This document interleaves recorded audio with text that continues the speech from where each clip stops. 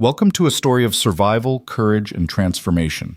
If you love tales of strong women fighting against impossible odds, stay until the very end to see how one bold decision changes everything. Don't forget to like, comment with the city you're watching from, and let's begin this journey together. The carriage wheels ground to a halt on gravel that sounded like bones breaking. Eliza Whitmore pressed her gloved hand against the cold window, staring at Blackridge Estate through sheets of November rain. The manor rose from the moorland like a tombstone. Gray stone, sharp towers, windows dark as closed eyes. No lights burned in welcome. No servants gathered at the entrance. The place didn't look like a home. It looked like a fortress built to keep the world out, or to keep someone in. "Miss Whitmore, we've arrived." The driver's voice was flat, carefully neutral. He wouldn't meet her eyes as he opened the door. Eliza stepped down into mud that immediately soaked through her traveling boots. The wind cut through her cloak like a blade, carrying the scent of wet earth and something else. Decay, perhaps, or just the smell of a place slowly dying. She was 23 years old, educated, well-bred, and until 3 weeks ago, she had harbored foolish dreams about what marriage might be. Those dreams died the moment she received the contract. A marriage of convenience, they called it. Her father's debts erased in exchange for her hand. The Duke of Blackridge needed an heir. She needed her family saved from ruin. Simple. Transactional. She had signed with steady hands, telling herself that duty could become affection, that time could build what passion could not. She had been so stupidly hopeful. The massive oak doors swung open, and a woman emerged, tall, thin, dressed in black from neck to hem. Her face was carved from the same stone as the estate, sharp, cold, unforgiving. "Lady Whitmore." Not a greeting, a statement. "I am Mrs. Godfrey, the housekeeper. Follow me." "No, welcome, monsieur. No, we're glad you've arrived safely." "Just an order." Eliza followed her through corridors that swallowed sound.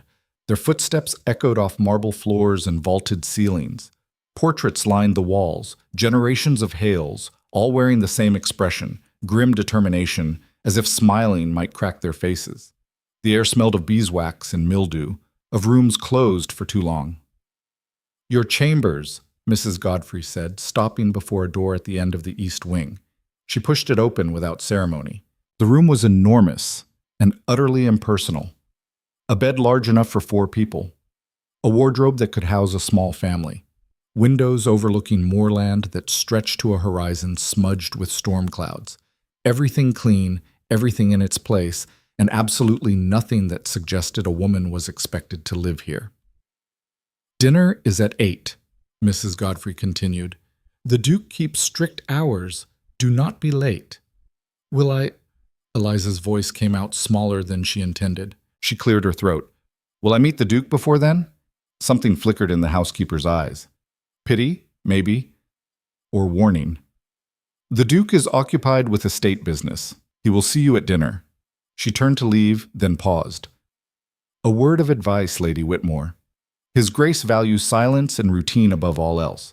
The less you disturb either, the easier your time here will be." The door closed with a soft click that sounded like a cell locking. Eliza stood in the center of her new prison and felt the first crack form in her composure. She had expected coldness. Contracts rarely came with warmth. But this? This was erasure.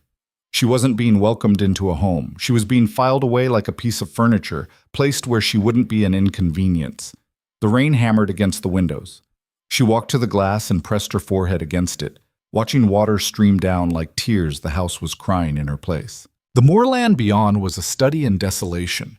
Bare hills, dead grass, skeletal trees bending in the wind, no villages in sight, no lights, no signs of life at all. Just like the man she'd married. She'd seen him once, at the signing.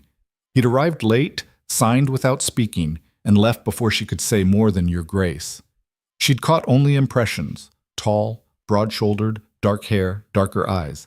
A face that might have been handsome if it hadn't been carved from ice. He'd looked at her the way one might look at a horse being purchased, assessing value, noting flaws, making calculations.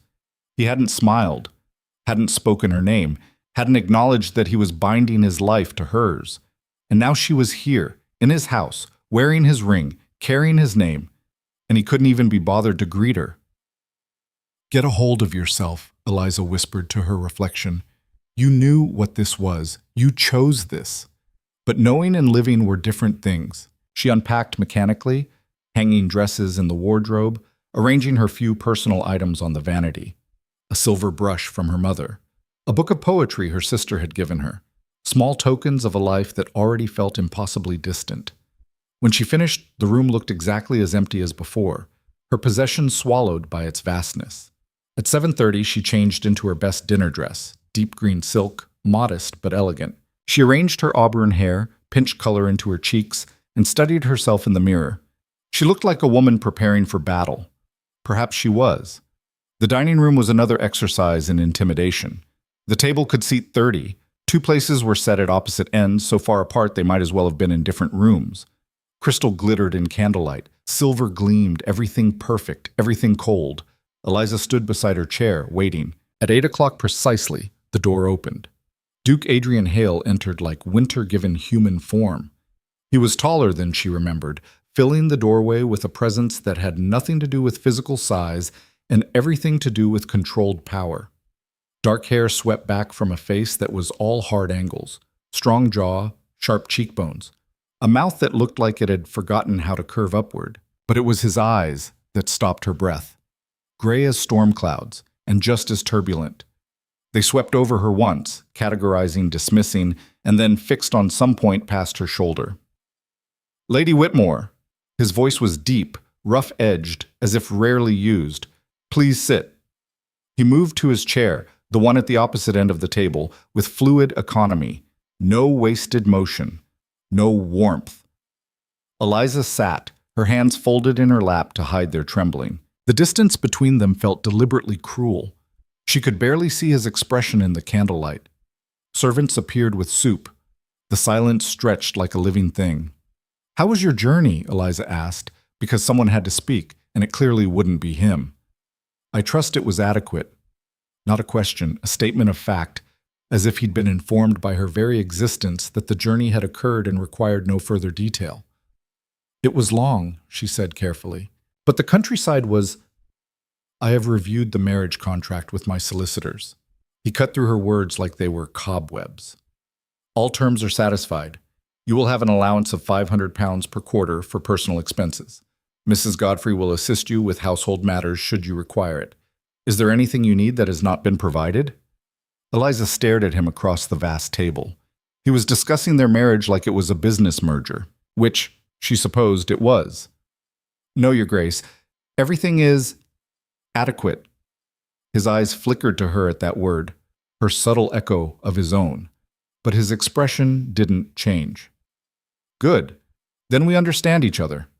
The soup was removed. Fish arrived. Eliza forced herself to eat, though every bite tasted like ash. He ate with the same precise efficiency he seemed to apply to everything else, and the silence grew teeth. "The estate is quite—" She tried again. "I leave for the northern properties tomorrow," he interrupted. "I will be gone for 3 weeks. Mrs. Godfrey will see to your needs. The steward, Mr. Pemberton, manages daily operations. You need not concern yourself with estate business." You need not concern yourself. Translation: stay out of the way. Something hot and sharp twisted in Eliza's chest.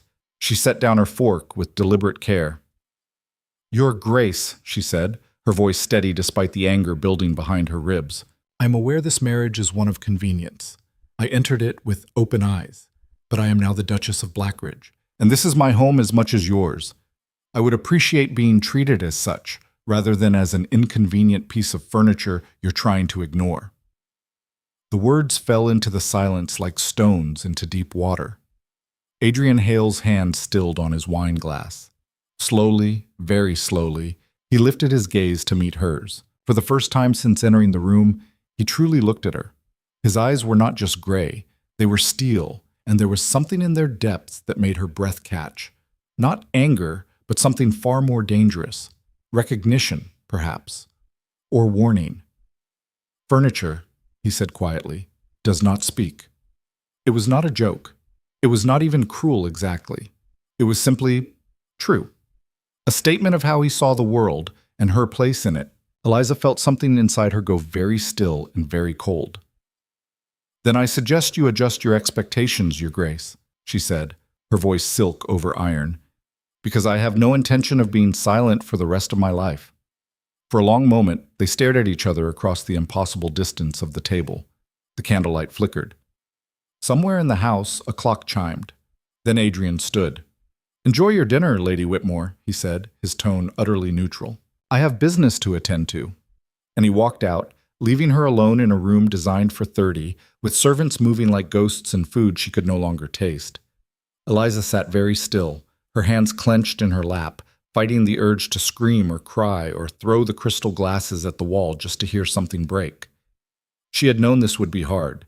She had known there would be no love, no affection, no warmth. But she had not known it would feel like drowning in ice. But, The next 3 weeks taught Eliza the architecture of loneliness. Adrian left before dawn, no goodbye, no acknowledgement. Just gone, like a ghost that had never been there at all. And in his absence, Eliza discovered exactly how vast emptiness could be. The estate was enormous. Over 50 rooms, most of them closed, gathering dust and memories. She spent the first week exploring, mapping her prison, learning its rhythms. The servants moved through their routines with mechanical precision, cleaning rooms no one entered, polishing silver no one used, maintaining a house that felt more like a mausoleum than a home. They were polite to her, distant. When she tried to make conversation, they answered in monosyllables and found urgent tasks elsewhere. Mrs. Godfrey was the worst, always correct, always cold, treating Eliza's every question like an imposition. "Is there a library?" Eliza had asked on the 3rd day. "Yes, Your Grace, south wing, 2nd floor, though His Grace prefers it remain undisturbed." "I should like to read." "Of course, Your Grace," said in a tone that clearly meant, "But you won't, will you? You'll stay in your room like a good girl." Eliza went to the library that very afternoon. It was the first room that felt alive. Books lined the walls from floor to ceiling, thousands of them, leather-bound, gold-embossed, smelling of paper and time. A massive fireplace dominated one end. Windows overlooked the moorland, but here the bleakness outside made the warmth inside feel earned, fought for. She ran her fingers along the spines, reading titles. Philosophy, history, science, poetry, a collection that spoke of a curious mind, someone who read not for show, but for hunger. Who was Adrian Hale, really? What had made him this way? She found a worn copy of Wuthering Heights and settled into a chair by the window. Outside, rain lashed the glass. Inside, she lost herself in someone else's tragic romance and tried not to think about her own. The days bled together. She read. She walked the estate grounds when weather permitted, always accompanied by groundskeepers who watched her like she might flee across the moors at any moment. She took meals alone in that cavernous dining room. She slept in that too large bed, staring at the ceiling, listening to the house creak and settle like a living thing. And she began to understand this was not just loneliness. This was systematic isolation. Everything about Blackridge Estate was designed to keep people apart, to maintain distance, to prevent connection. But why? On the 15th day, she made a discovery. She had been exploring the West Wing, the part of the house Mrs. Godfrey had specifically said was not in use, when she found a door slightly ajar. Curiosity pulled her forward. Inside was a woman's sitting room, decorated in soft blues and creams, utterly different from the stark grandeur of the rest of the house. And it was destroyed. Furniture overturned, curtains ripped, books scattered across the floor. But not recently. Everything was covered in a fine layer of dust, as if violence had visited years ago and been left exactly as it fell. "You should not be here." Eliza spun. Mrs. Godfrey stood in the doorway, her face carved from granite. "What happened?" Eliza asked, her heart hammering. "This wing is closed. Please return to your rooms." "Mrs. Godfrey, I am the Duchess of this house. I will go where I please." Eliza's voice was steadier than she felt. "What happened here?" The housekeeper's jaw worked. For a moment, Eliza thought she wouldn't answer. Then, "These were the late Duchess's rooms." The air went out of Eliza's lungs. "Late Duchess?" she whispered. "Adrian was married before?" For 6 months. She died 4 years ago. Mrs. Godfrey's voice was flat, but something moved in her eyes. Old pain, maybe. Old anger. His Grace does not speak of her.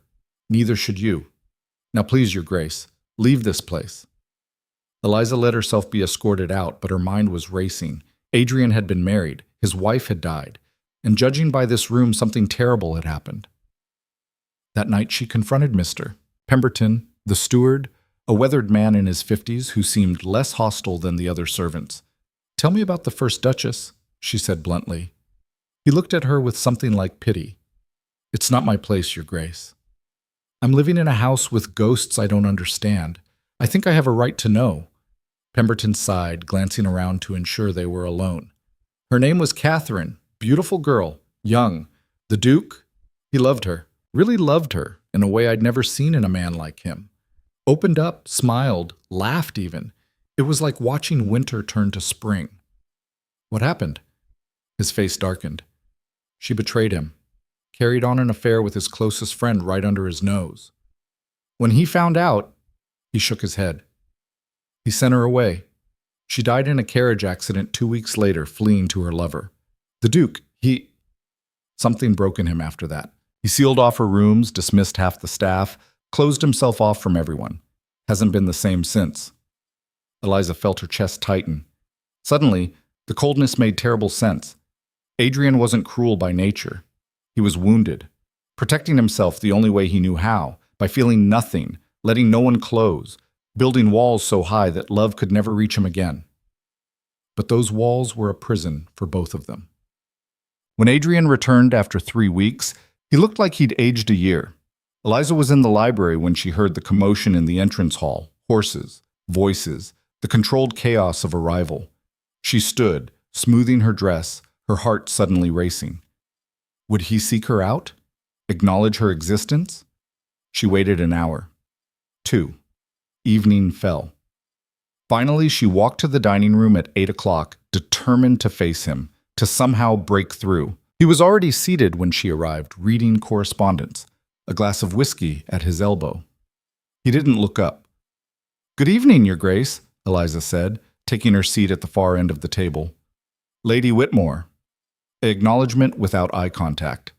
Dinner was served. The silence was absolute. Eliza forced herself to eat, to breathe, to think. She had spent 3 weeks preparing for this moment, rehearsing what she might say. Now, faced with his deliberate indifference, words fled. "I have been exploring the estate," she finally said. "Indeed." Not a question. Barely an acknowledgement. "It's quite remarkable. The land has potential, though much of it seems underutilized." Now he looked up, his gray eyes sharp. "You have opinions on land management?" "I have eyes, Your Grace, and a functioning mind. The south fields are waterlogged and unplanted. The tenants' cottages need repair. The dairy operation seems— I did not marry you to manage my affairs," he cut in, his voice hard as stone. "Then what exactly did you marry me for?" The words escaped before she could stop them. The silence that followed was electric. Adrian set down his fork with precise care. "I married you because I require an heir.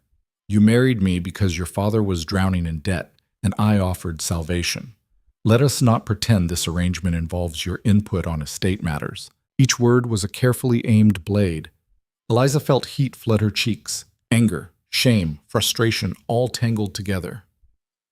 "So I'm to sit in my rooms and do nothing? Speak to no one? Exist only to produce a child and otherwise remain invisible? You agreed to this marriage." "I agreed to be a wife, not a ghost."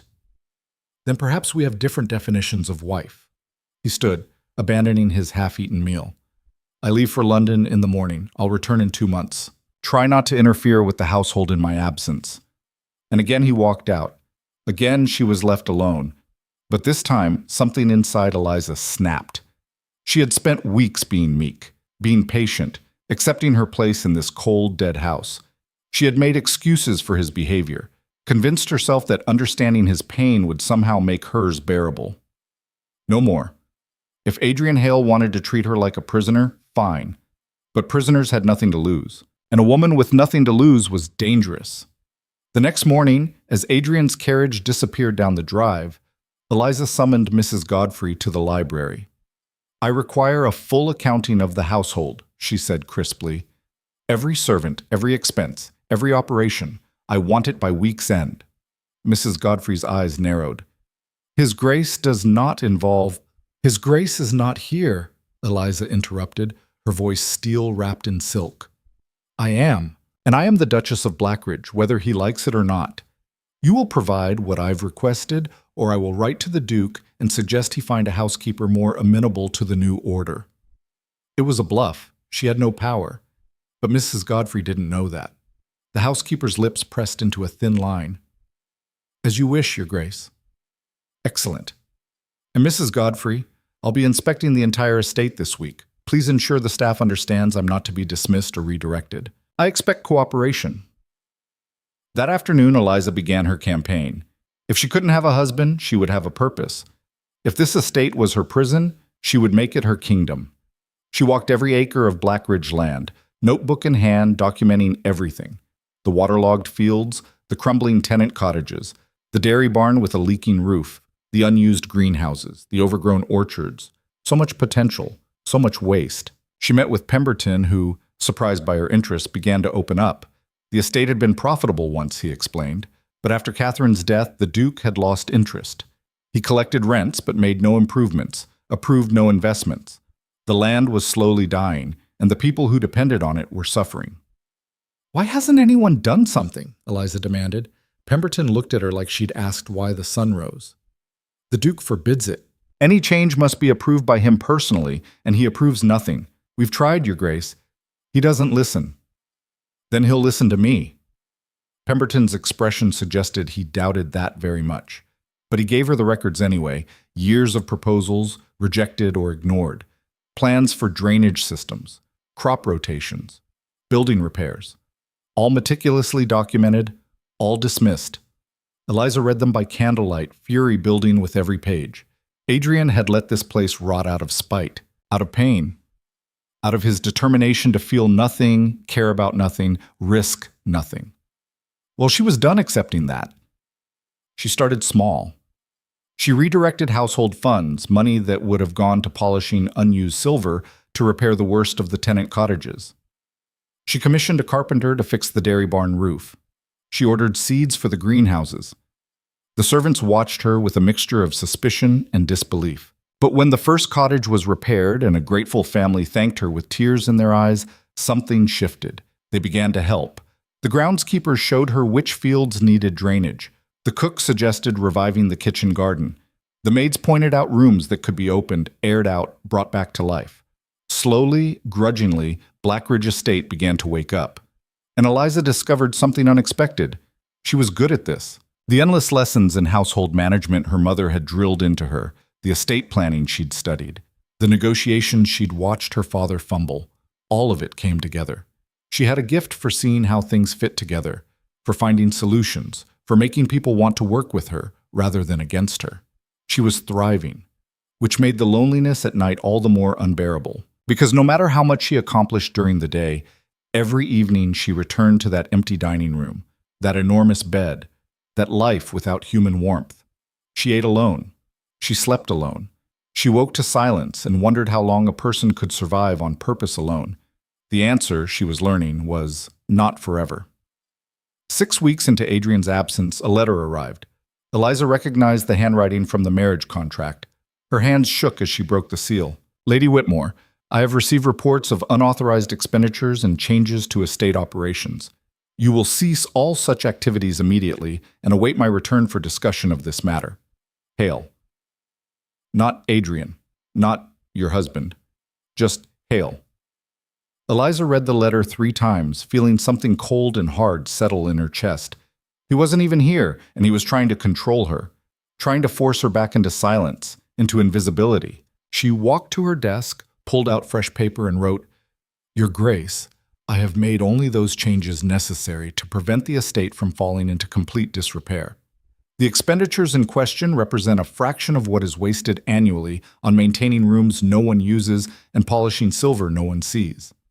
If you wish to discuss this matter, I suggest you return home rather than issuing orders from London. Usiel, E. Hale.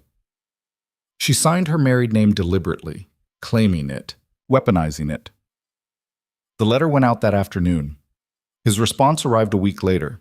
I will return at month's end. Your activities will be reviewed. Translation: You will be punished. Eliza crumpled the letter and threw it into the fire. Let him come. Let him try. She had spent her entire life being told what she could and couldn't do, what she should and shouldn't want. She had married a man who saw her as an inconvenience at best, a necessary evil at worst. But she had also discovered that she was stronger than she'd ever known, that she could take a dying estate and breathe life back into it, that people would follow her, trust her, work with her. She had found her power, and she would not give it up. Not for him. Not for anyone. The day before Adrian's return, Eliza stood on the hill overlooking Blackridge Estate and surveyed her work. The south fields were being drained. The tenant cottages had new roofs. The dairy barn was repaired and producing again. The greenhouses were planted. The orchards were being cleared. It was still a hard land, still harsh and unforgiving, but it was no longer dying. Neither was she. Tomorrow, Adrian would arrive. Tomorrow, they would have their reckoning. And Eliza knew, with bone-deep certainty, that she would not back down. She had survived his silence. She had survived his indifference. She had survived the crushing loneliness of this place. She would survive his anger too. And maybe, just maybe, she would make him see that the woman he'd tried to lock away was the very person who could save everything he'd given up on, including, perhaps, himself. The wind whipped her hair as she stood on that hill, watching the sun set over land she'd brought back to life. She looked like a conqueror surveying her kingdom. She felt like a woman preparing for war. Adrian's carriage arrived at noon, cutting through the courtyard like a blade through water. Eliza watched from the library window, her hands steady on the sill despite the war drums beating in her chest. She had dressed deliberately, a deep burgundy gown that made her look like she belonged in this house, hair pinned high to expose the column of her throat, the Hale family emeralds at her neck. If he wanted a battle, she would look like a general. She waited for him to summon her. He didn't. Instead, he went straight to his study and slammed the door hard enough that she heard it 2 floors up. Fine. Let him stew. She had work to do. She spent the afternoon in the greenhouses with the head gardener, reviewing which seedlings would survive transplanting. The man, a grizzled veteran named Parsons who'd initially treated her like a foolish girl playing at farming, now listened to her suggestions with genuine respect. When she mentioned rotating the bean crops to restore nitrogen to the soil, he actually smiled. "Your Grace has been reading," he said approvingly. "I have indeed, Mr. Parsons. If I'm going to live here, I intend to understand every inch of it." "Then you're the first mistress of this house to care in a very long time." The words were kind, but they carried weight. Parsons had been here during Catherine's brief tenure. He had watched that marriage implode. He was watching this one with wary hope, wondering if history would repeat itself or if something new might grow in poisoned soil. Eliza was determined it would be the latter. She returned to the house at 6 o'clock, covered in honest dirt and greenhouse humidity, feeling more alive than she had in months. Mrs. Godfrey met her in the entrance hall with an expression that could freeze hell. "His Grace requests your presence in his study, immediately." Not a request. A summons. Eliza handed her gloves to a footman. "Tell His Grace I will join him after I've changed for dinner." "He said immediately, Your Grace." "And I said after I've changed." Eliza kept her voice pleasant, but there was steel underneath. "I am covered in soil, Mrs. Godfrey. I will not meet my husband looking like a farmhand. He can wait 30 minutes. She swept past the housekeeper, ignoring the sharp intake of breath behind her. "Let them all see." She was not the meek girl who'd arrived 3 months ago. That girl had died in the silence of this house. Someone harder had taken her place. She bathed quickly, changed into a slate blue dinner dress, repinned her hair. Her hands trembled slightly as she fastened her mother's pearl earrings, her only tell that she was terrified. But her reflection showed nothing but calm determination. She could do this. She had to. The study door was closed when she arrived. She knocked once, firmly, and entered without waiting for permission. Adrian stood behind his massive oak desk, silhouetted against windows that framed the moorland in dying light. He'd removed his traveling coat but still wore the exhaustion of the journey, shadows under his eyes, tension in his shoulders, hair slightly disheveled where he'd run fingers through it. He looked dangerous, barely controlled. "You requested my presence, Your Grace?" His eyes snapped to hers, and the impact was physical. Gray fire, barely banked. "Requested." His voice was soft, which made it more menacing. An interesting choice of word for what was clearly an order. "I don't take orders well," Eliza said pleasantly, closing the door behind her. "I thought you should know that about me." "Clearly." He picked up a sheaf of papers from his desk, the ones detailing her expenditures and changes. "Would you care to explain this? Or shall I simply catalog the ways you've directly defied my authority?" "I'd be happy to explain. Shall I start with the tenant cottages that were one winter away from collapsing and killing families in their sleep? Or the dairy operation that was hemorrhaging money because the roof leaked so badly the milk was spoiling?" "Those were not your decisions to make." "They were decisions that needed making, and you weren't here to make them. Because I trusted this estate to run without my wife interfering in matters she doesn't understand." Eliza's temper, carefully leashed, slipped its bonds. "Doesn't understand?" She stepped forward, her voice rising to match his. "I have spent 3 months studying every aspect of this estate. I know the soil composition of every field, the production capacity of every operation, the condition of every structure. I know that the South Acres flood because the drainage system hasn't been maintained in 6 years. I know that you're losing 12% of your dairy revenue to spoilage alone. I know that your tenants are leaving because you refuse to invest in basic repairs, which means you're losing rent and labor simultaneously. So tell me, Your Grace, exactly what is it that I don't understand?" He stared at her like she'd grown a second head. "You had no right. I am the Duchess of Blackridge." The words exploded out of her. "This is my home. These are my people. This is my life now, whether you like it or not. You don't get to lock me in a tower and expect me to wither away in silence while everything around me crumbles. You are here to provide an heir, nothing more." The words hung in the air like poison gas. Eliza felt them land in her chest, sharp and devastating. For a moment, just a moment, she couldn't breathe. Then fury rose like a tidal wave. "Get out," she said, her voice deadly quiet. Adrian blinked. "What?" "Get out of this study." Each word was a hammer blow. "This room is part of the household, and the household is mine to manage. If you want to berate me, you can do it in your own chambers, but I will not stand here and be told my only value is as a broodmare. This is my study, in my house. Our house!" She was shaking now, with rage or hurt or both. "I signed the same papers you did. I wear your ring. I carry your name. And yes, I agreed to this marriage knowing what it was. But I will be damned if I let you reduce me to a single biological function while you ignore me in every other way." "I am not ignoring you. You're everywhere I look." The confession seemed to surprise him as much as her. "I leave for 2 months and return to find you've reorganized my entire estate, charmed my staff, and apparently decided to become some sort of agricultural revolutionary. Is that what this is about?" Understanding dawned, cold and clear. "You're angry because people actually like me? Because I've accomplished something in your absence?"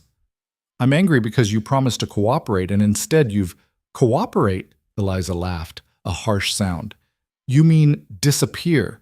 You wanted a wife who would stay in her rooms, speak to no one, touch nothing, exist only when you needed her for—" She couldn't finish the sentence. The humiliation was too raw. Adrian's jaw worked. His hands were fists on the desk. "You don't know what you're doing," he said finally, his voice strained. "You don't know what it means to run an estate like this, to make decisions that affect hundreds of lives. Then teach me." The words burst out of her before she could stop them. "Instead of shutting me out, show me. Let me help instead of fighting me at every turn. I didn't marry you to have a partner." The words were quieter than the earlier ones, but they cut deeper. Eliza felt something inside her go very still. When she spoke, her voice was empty of everything but exhaustion. "No. You married me to have a ghost, someone who would haunt your house without disturbing you, provide you an heir without requiring your attention, exist without actually living." She met his eyes, and what he saw there made him flinch. "But I can't be that person, Adrian. I've tried. I've spent 3 months trying, and it's killing me. The use of his name, the first time she'd ever spoken it, seemed to hit him like a physical blow. Eliza, don't. She held up a hand. I have one question, and I want an honest answer. Is there any possibility, any at all, that this marriage could become more than a contract, that we could become something? The silence stretched between them, fragile as spun glass. She watched emotions flicker across his face, surprise, fear, something that might have been longing quickly crushed. Then his expression closed, his walls slamming back into place with almost audible force. No. Just that. Nothing more. Eliza nodded slowly, feeling pieces of herself rearrange into a new configuration. Harder, colder, more like him. Then we understand each other perfectly, Your Grace. She moved toward the door, her movements precise and controlled. I will continue to manage the estate. You will continue to, whatever it is you do when you're not here. We will be civil when we must interact, and we will both stop pretending this arrangement is anything other than what it is. Eliza, wait! But she was already gone, the door clicking shut behind her with terrible finality. Adrian stood alone in his study, staring at the space where she'd been, and for the first time in 4 years felt the ice around his heart crack. It didn't feel like relief. It felt like agony. The next 2 weeks were a careful dance of avoidance. Adrian threw himself into estate business with manic intensity, reviewing every record, every account, every decision Eliza had made. He found nothing wrong, which only made it worse. Her changes were sound, her expenditures justified, her instincts uncanny. She'd identified problems he'd been ignoring for years and solved them with elegant efficiency. She was brilliant, and he hated how much that impressed him. Eliza, meanwhile, expanded her operations with ruthless determination. If Adrian wouldn't let her in emotionally, fine. She would prove her worth in ways he couldn't deny. She hired workers to clear the overgrown orchards. She negotiated contracts with merchants in the village. She implemented a crop rotation system that would restore the depleted fields. She met with tenants, listened to their concerns, and actually solved their problems. And people loved her for it. The servants began smiling when she passed. The tenants doffed their caps with genuine respect. The village shopkeepers greeted her warmly, sharing news and asking her opinions. She was becoming exactly what he'd never wanted, an integral part of this place. Someone people depended on, someone who mattered. They crossed paths at meals, still taken at opposite ends of that damn table, and maintained icy politeness. He would ask if she needed anything. She would say no. She would mention some estate matter. He would acknowledge it. They spoke like diplomats from warring nations, every word weighted and careful. The household staff noticed. Whispers circulated. The new Duchess and the Duke barely spoke, but the tension between them could light fires. Mrs. Godfrey, surprisingly, began to soften toward Eliza. Perhaps she recognized that Eliza wasn't Catherine, wasn't charming and destructive and shallow. Eliza was steel-wrapped in silk, and she genuinely cared about the people and land of Blackridge. "You're good for this place," the housekeeper said one morning, startling Eliza as she reviewed linen inventories. Eliza looked up, surprised. "Thank you, Mrs. Godfrey." "I didn't say you were good for him." The older woman's eyes were shrewd. "But you're good for this place. We needed someone to care again." It was the closest thing to approval Eliza would get, and she treasured it. But the loneliness was unbearable. Every night she returned to her empty chambers and felt the weight of Adrian's rejection like a physical thing. She had offered him partnership, offered to try, and he'd refused. Not because she was inadequate, but because he was too afraid to risk anything. She understood it. She even sympathized. But understanding didn't make it hurt less. One evening, 3 weeks after his return, Eliza was in the library when she heard raised voices from the entrance hall. She stepped into the corridor to find Adrian arguing with a man she didn't recognize. Tall, handsome, dressed in expensive traveling clothes. "You can't just appear after 4 years and expect a warm welcome," Adrian was saying, his voice tight with barely suppressed fury. "I'm not expecting anything except what I'm owed," the stranger replied smoothly. "We had an agreement, Adrian. Or have you forgotten?"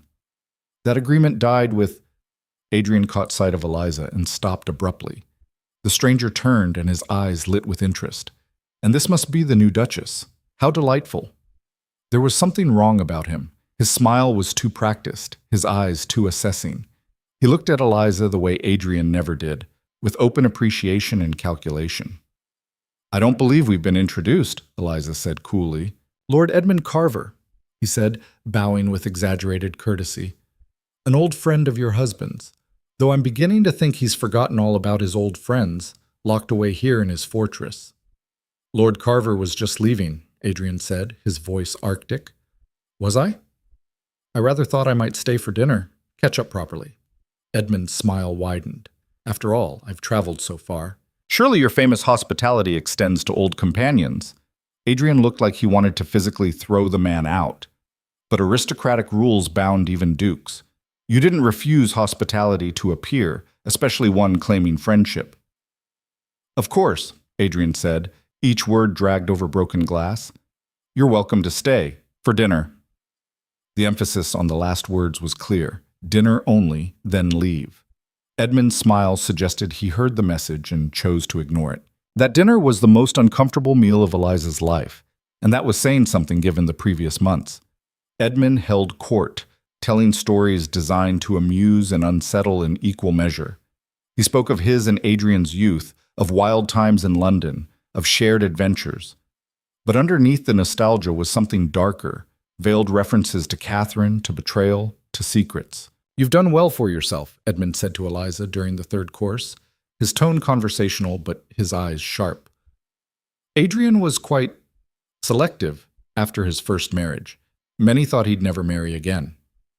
"I'm sure you can understand why," Eliza replied evenly, refusing to be baited. "Oh, I understand perfectly. After all, I knew Catherine quite well." The way he said it sent ice down Eliza's spine. Adrian's fork hit his plate with a crack. "That's enough, Edmund." "Is it? I rather thought we were finally being honest with each other." Edmund took a sip of wine, unbothered by Adrian's fury. After all, the new Duchess should know what she's gotten herself into. The history of this place. The ghosts that haunt it. "Edmund." Adrian's voice was a warning that would make lesser men flee. Edmund just laughed. "Always so serious, Adrian.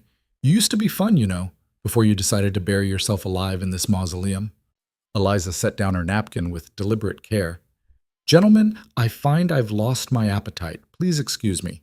She stood and left before either could object, her heart pounding. Behind her, she heard Adrian's chair scrape back, heard his voice, low and deadly, say something she couldn't make out. She didn't care. She needed air, needed space, needed to escape the suffocating tension. She fled to the one place that felt safe, the library. But even there, she couldn't settle. She paced between the shelves, her mind racing. Edmund Carver. Catherine's lover? The man who'd destroyed Adrian's first marriage? It seemed too cruel a coincidence that he'd appear now, unless it wasn't a coincidence. She heard footsteps in the corridor and spun, expecting a servant. Instead, Edmund stood in the doorway, holding 2 glasses of brandy. "I thought you might need this," he said, offering one. "No, thank you." Eliza kept the desk between them. "Suit yourself." He took a sip from one glass, then set both down on a side table. "I wanted to apologize. I was unnecessarily provocative at dinner." "You were deliberately cruel." "Fair enough."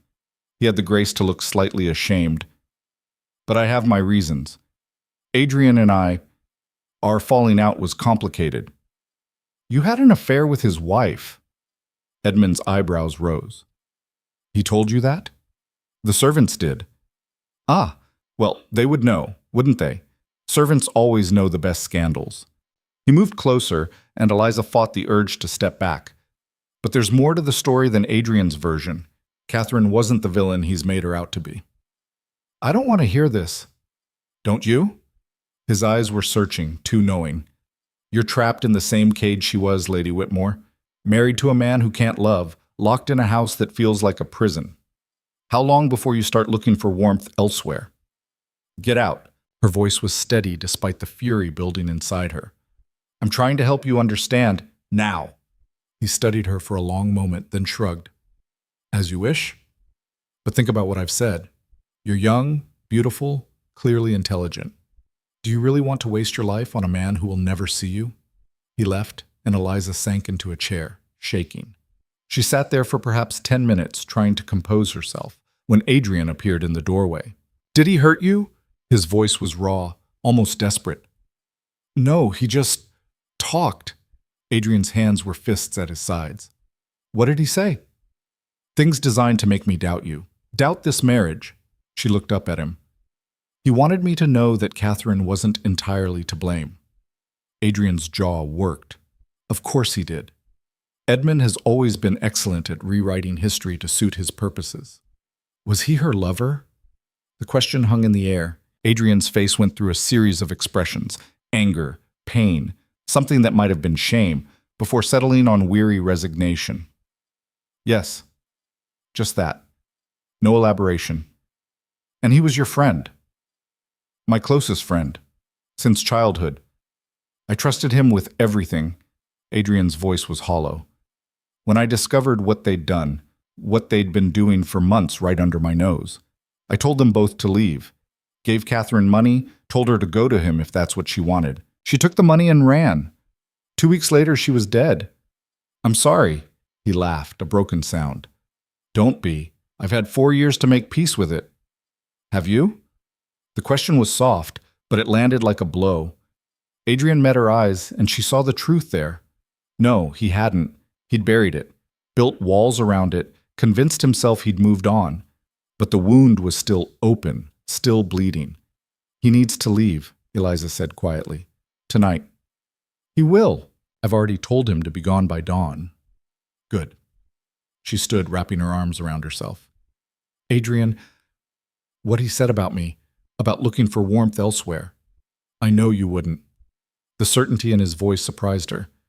"How can you know that? You barely know me." "Because you're not Catherine." He said it like a fact, unchangeable as gravity. "You're different, stronger. You don't run from hard things." It was perhaps the kindest thing he'd ever said to her. And it made everything worse, because she realized, standing there in the library with him looking at her like that, like she mattered, like she was real, that she'd made a terrible mistake. She'd fallen in love with him. Not the marriage, not the title, not the estate or the purpose or any of it. Him, the broken, stubborn, terrified man who'd locked himself in an emotional prison and thrown away the key. The realization hit her like a physical blow. She loved him, and he would never, could never love her back. "I should go," she managed, moving toward the door. "Eliza?" "Don't." She couldn't bear it if he said something kind right now. "Just make sure he's gone, please." She fled before he could respond, before she did something foolish like cry or confess or beg him to see her, really see her. That night, alone in her chambers, Eliza made a decision. She couldn't do this anymore. Couldn't live in this state of perpetual longing, loving a man who'd explicitly told her there was no possibility of more. She'd thought she could survive on purpose alone, on the satisfaction of rebuilding the estate. But purpose wasn't enough, not when your heart was breaking every time you saw your husband and knew he'd never be yours. She had options. She could leave, simply walk away. The marriage contract gave her that right after the first year if no heir was produced. She could return to her family, diminished but free. Or she could stay and find a way to build a life that didn't revolve around Adrian, maintain her work on the estate, develop friendships, create a world that existed independently of him. Either way, she needed to stop hoping. Hope was killing her. She was still awake when she heard the shouting. It came from downstairs, from Adrian's study, 2 male voices raised in fury. She grabbed a shawl and rushed into the corridor, her heart pounding.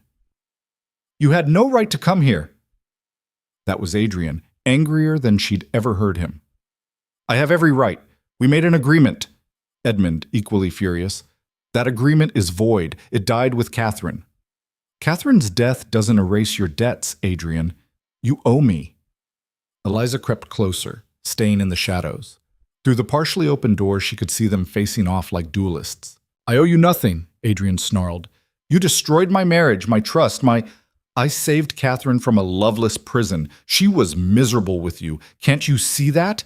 You gave her everything except the one thing she needed, you." The words were a grenade. Adrian went very still. When he spoke, his voice was deadly quiet. "Get out of my house, Or what? You'll finally feel something? Fight for something? Edmund laughed bitterly. You're already dead, Adrian. You've been dead since she died. And now you're doing the same thing to that poor girl upstairs. How long before she ends up like Catherine, desperate enough to... Adrian moved faster than Eliza would have thought possible. His fist connected with Edmund's jaw with a crack that echoed off the walls. Edmund staggered back, hand to his bleeding mouth, eyes wide with shock and something else. Satisfaction, as if he'd finally gotten the reaction he wanted. You're not welcome here, Adrian said, shaking out his hand. You will leave at first light. If you ever come back, if you ever contact me or my wife again, I will destroy you. Understood? Edmund wiped blood from his lip, his smile feral. There he is. The man I used to know. Welcome back, old friend. He walked past Adrian, paused in the doorway. For what it's worth, I actually pity you. Catherine and I had 6 months of genuine happiness before she died. 6 months of laughter and joy and feeling alive. What do you have? An empty house and a wife you're too afraid to love. He left, his footsteps echoing down the corridor. Adrian stood in his study, alone, his shoulders shaking. Eliza stepped into the doorway. Adrian. He spun and she saw his face, raw, devastated, every wall stripped away. You heard? Yes. They stared at each other across the room. The distance between them felt infinite. He's right, Adrian said finally, his voice breaking. About all of it. I am already dead. Have been for years. And I'm doing to you exactly what I did to her, locking you away, starving you of affection, demanding you survive on nothing. Adrian, you should leave. He wasn't looking at her anymore. When the year is up, you should exercise the exit clause. Go somewhere you can actually live instead of just existing. Eliza's heart cracked wide open. Because this was worse than rejection. This was surrender. He was pushing her away not from cruelty, but from some broken sense of nobility, convinced he was protecting her. And she couldn't let him do it. She crossed the room in 4 strides and grabbed his face in her hands, forcing him to look at her. I'm not Catherine, she said fiercely. I'm not fragile, I'm not running, and I'm not leaving. Do you hear me? I'm staying. Why? The word was anguished. Why would you stay with someone who can't give you what you need? Because I love you, you impossible man. The confession hung between them like lightning in a bottle. Adrian stared at her, shock written across every feature. You... what? I love you, she repeated, quieter now but no less certain. I don't know when it happened. Maybe it was watching you struggle. Maybe it was seeing the man you're trying so hard not to be. But I love you, Adrian. And I'm not leaving. You can't. He was shaking his head, pulling away from her hands. You can't love me. I'll only hurt you. Too late. You've already hurt me. And I'm still here. Eliza, please, no. She was crying now, hot tears of frustration and fear and desperate hope. You don't get to make this decision for me. You don't get to push me away for my own good. I'm a grown woman, and I'm choosing to stay. I'm choosing you, even if you never choose me back. He looked at her like she was a miracle and a nightmare in equal measure. I don't know how, he whispered. I don't know how to be what you need. Then learn. She stepped close again, close enough to feel his breath. We'll learn together, one day at a time, one moment at a time. For a long, terrible moment, she thought he'd refuse, thought he'd retreat behind his walls and lock her out forever. Then his hand came up, trembling, and cupped her cheek. I'm terrified, he confessed. So am I. I don't want to fail you the way I failed her. You won't, because this time you're not alone. He kissed her then, desperate, clumsy, full of 4 years of locked-away longing. It wasn't gentle or practiced. It was raw and real and tasted like tears and hope. When they broke apart, he rested his forehead against hers. I can't promise I'll be good at this, he said. I don't need good. I just need you to try. And in that moment, in a study lit by dying fire with the ghost of his first marriage finally laid to rest, Adrian Hale made a choice. He would try. The trying lasted exactly 6 days before everything exploded. Adrian woke her the morning after Edmund's departure by bringing breakfast to her chambers himself. No servants, no ceremony, just him carrying a tray with shaking hands and looking like a man facing execution. The toast was burned. The tea was cold, but Eliza ate every bite because he'd tried, and trying was everything. They started small. Meals together, actually together, at a normal distance instead of shouting across that damn table. Conversations about the estate that turned into conversations about everything else. Books, childhood memories, dreams they'd once had. He was rusty at connection, stumbling over words, retreating into silence when emotions got too close. But he came back. Every time he pulled away, he forced himself to return. It was painful and awkward, and the most hope Eliza had felt in months. Then the letters started arriving. The first came on the third day, a single line in elegant script. How long before she realizes what you really are? Adrian burned it without comment, but Eliza saw his hands shake. The second arrived 2 days later. Does she know about the night Catherine died? About what you said to her? This one he crumpled and threw into the fire, his face white. What is Edmund talking about? Eliza asked carefully. Nothing. He's trying to get in my head. Adrian's voice was tight. Ignore him. But the third letter made ignoring impossible. It arrived on the 6th morning, addressed to Eliza. Dear Duchess, ask your husband about the carriage accident. Ask him what he said to Catherine the night before she died. Ask him if he thinks guilt can be inherited. A concerned friend. Eliza found Adrian in the stables, reviewing accounts with Pemberton. She held out the letter without a word. He read it, and something in him shattered. She saw it happen. Watched the fragile progress they'd made crack like ice under too much weight. Adrian, I need to go to London. His voice was flat, dead. There are business matters that require my attention. You're running. I'm handling a problem before it gets worse. Talk to me, she pleaded. Whatever Edmund is threatening you with, we can face it together. No. He wouldn't meet her eyes. Some things can't be faced. They can only be buried. He left within the hour, and Eliza stood in the courtyard watching his carriage disappear, feeling like she'd been punched in the chest. He'd promised to try, and at the first real test he'd fled. She wanted to scream, wanted to chase after him and shake him until he understood that running solved nothing. But she'd learned something in her months at Blackridge. You couldn't force someone to heal. You could only control your own choices. And her choice was to stay, to keep building, keep fighting, keep proving that this place and this marriage could be more than a prison. But the universe had other plans. 2 days after Adrian left, the first fire started. Eliza woke to shouting and the smell of smoke. She threw on a robe and ran outside to find the old hay barn engulfed in flames, servants forming bucket chains, men risking their lives to save what they could. By the time they controlled it, the barn was a skeleton of charred timber, and the eastern paddock fence was destroyed. 3 horses had been moved just in time. One stable hand had burns on his arms. How did it start? Eliza demanded, her nightgown soaked with sweat and water, her face smudged with ash. Don't know, Your Grace, Pemberton said grimly, but it started fast. Too fast to be accident.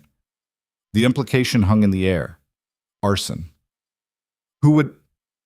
Could be anyone, he interrupted quietly. Some of the tenants aren't happy about the changes you've made.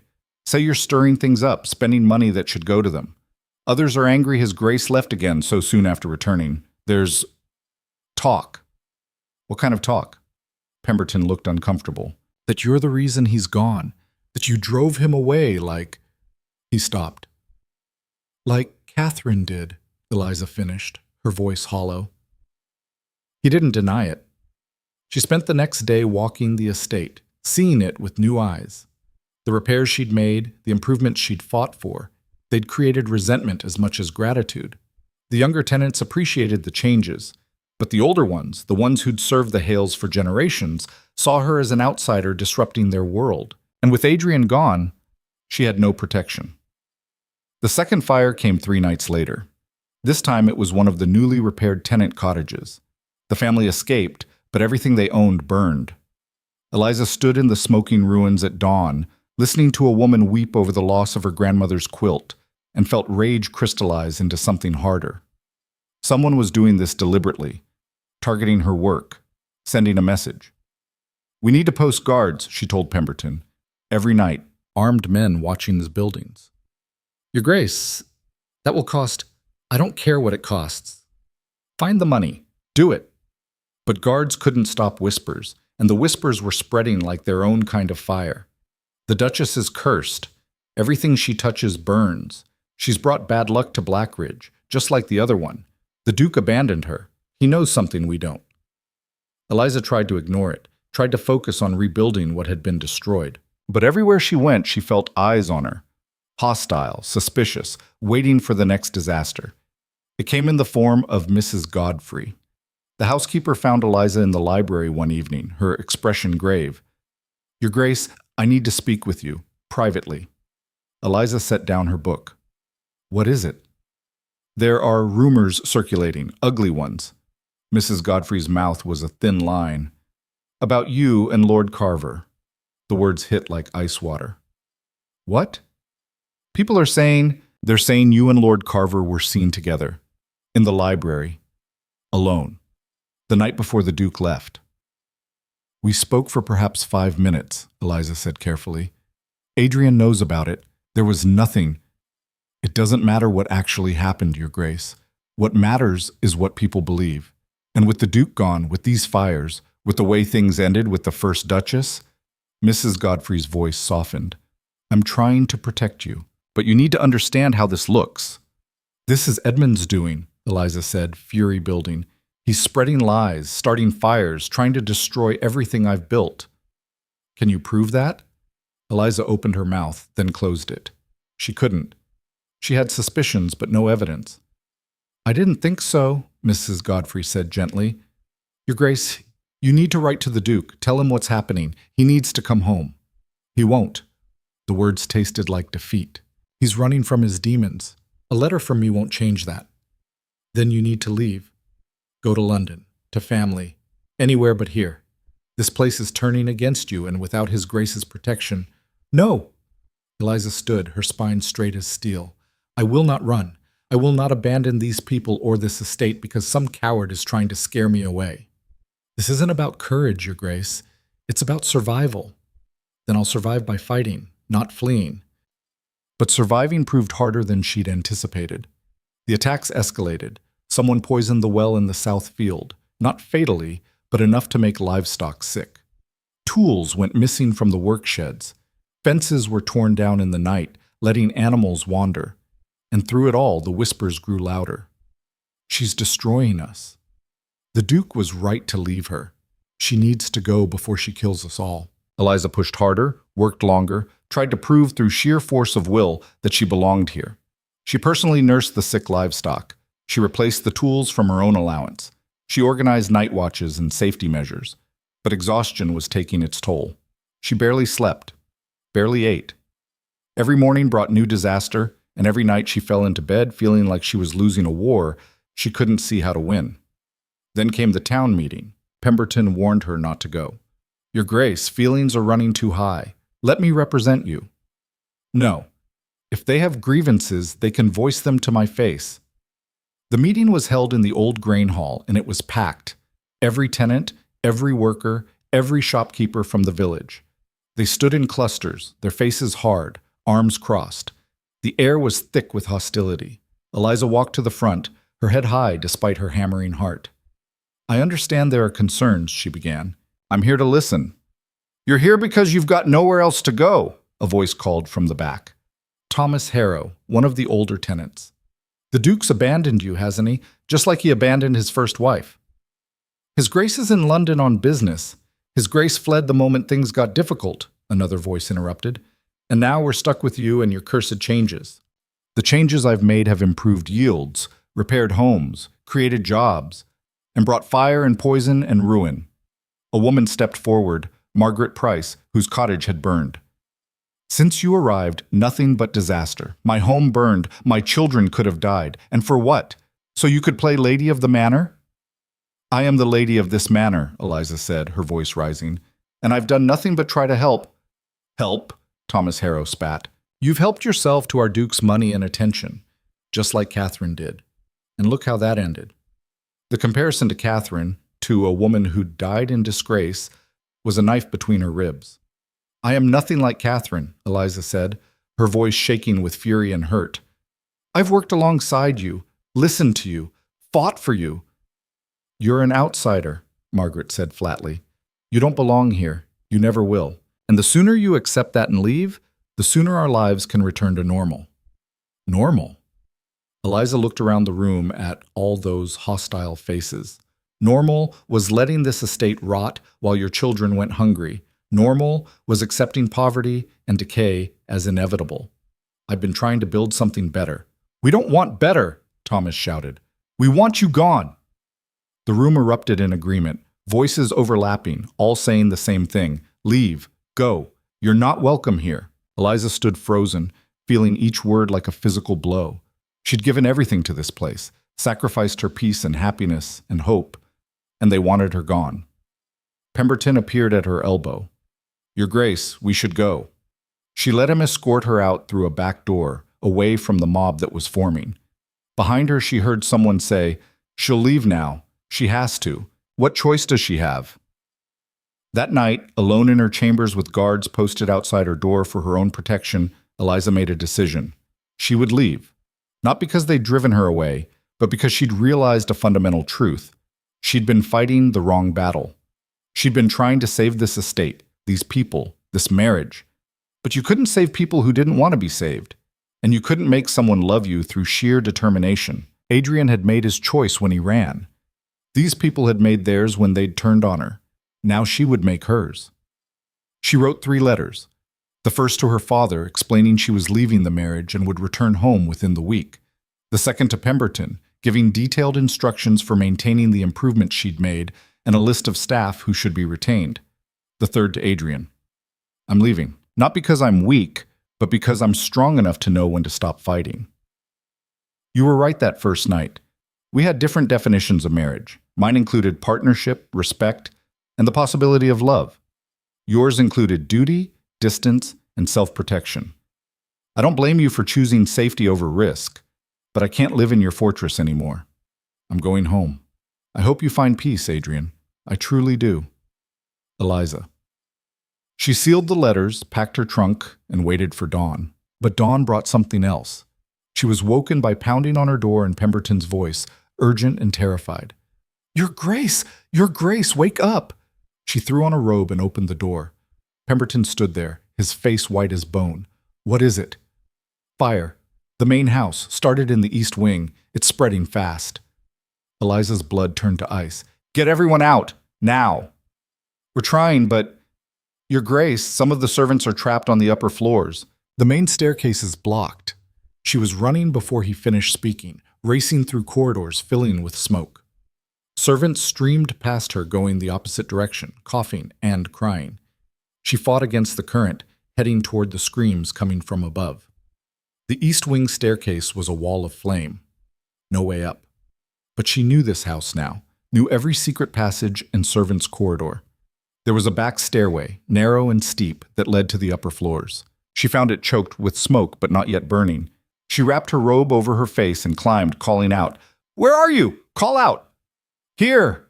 A voice, young and terrified. We're in the linen room. Eliza found them. 3 maids, huddled together, trapped as fire consumed the corridor outside their refuge. The youngest couldn't be more than 15, tears streaming down her soot-blackened face. Follow me, Eliza ordered. Stay low, move fast. She led them back the way she'd come, but the fire had spread faster than she'd anticipated.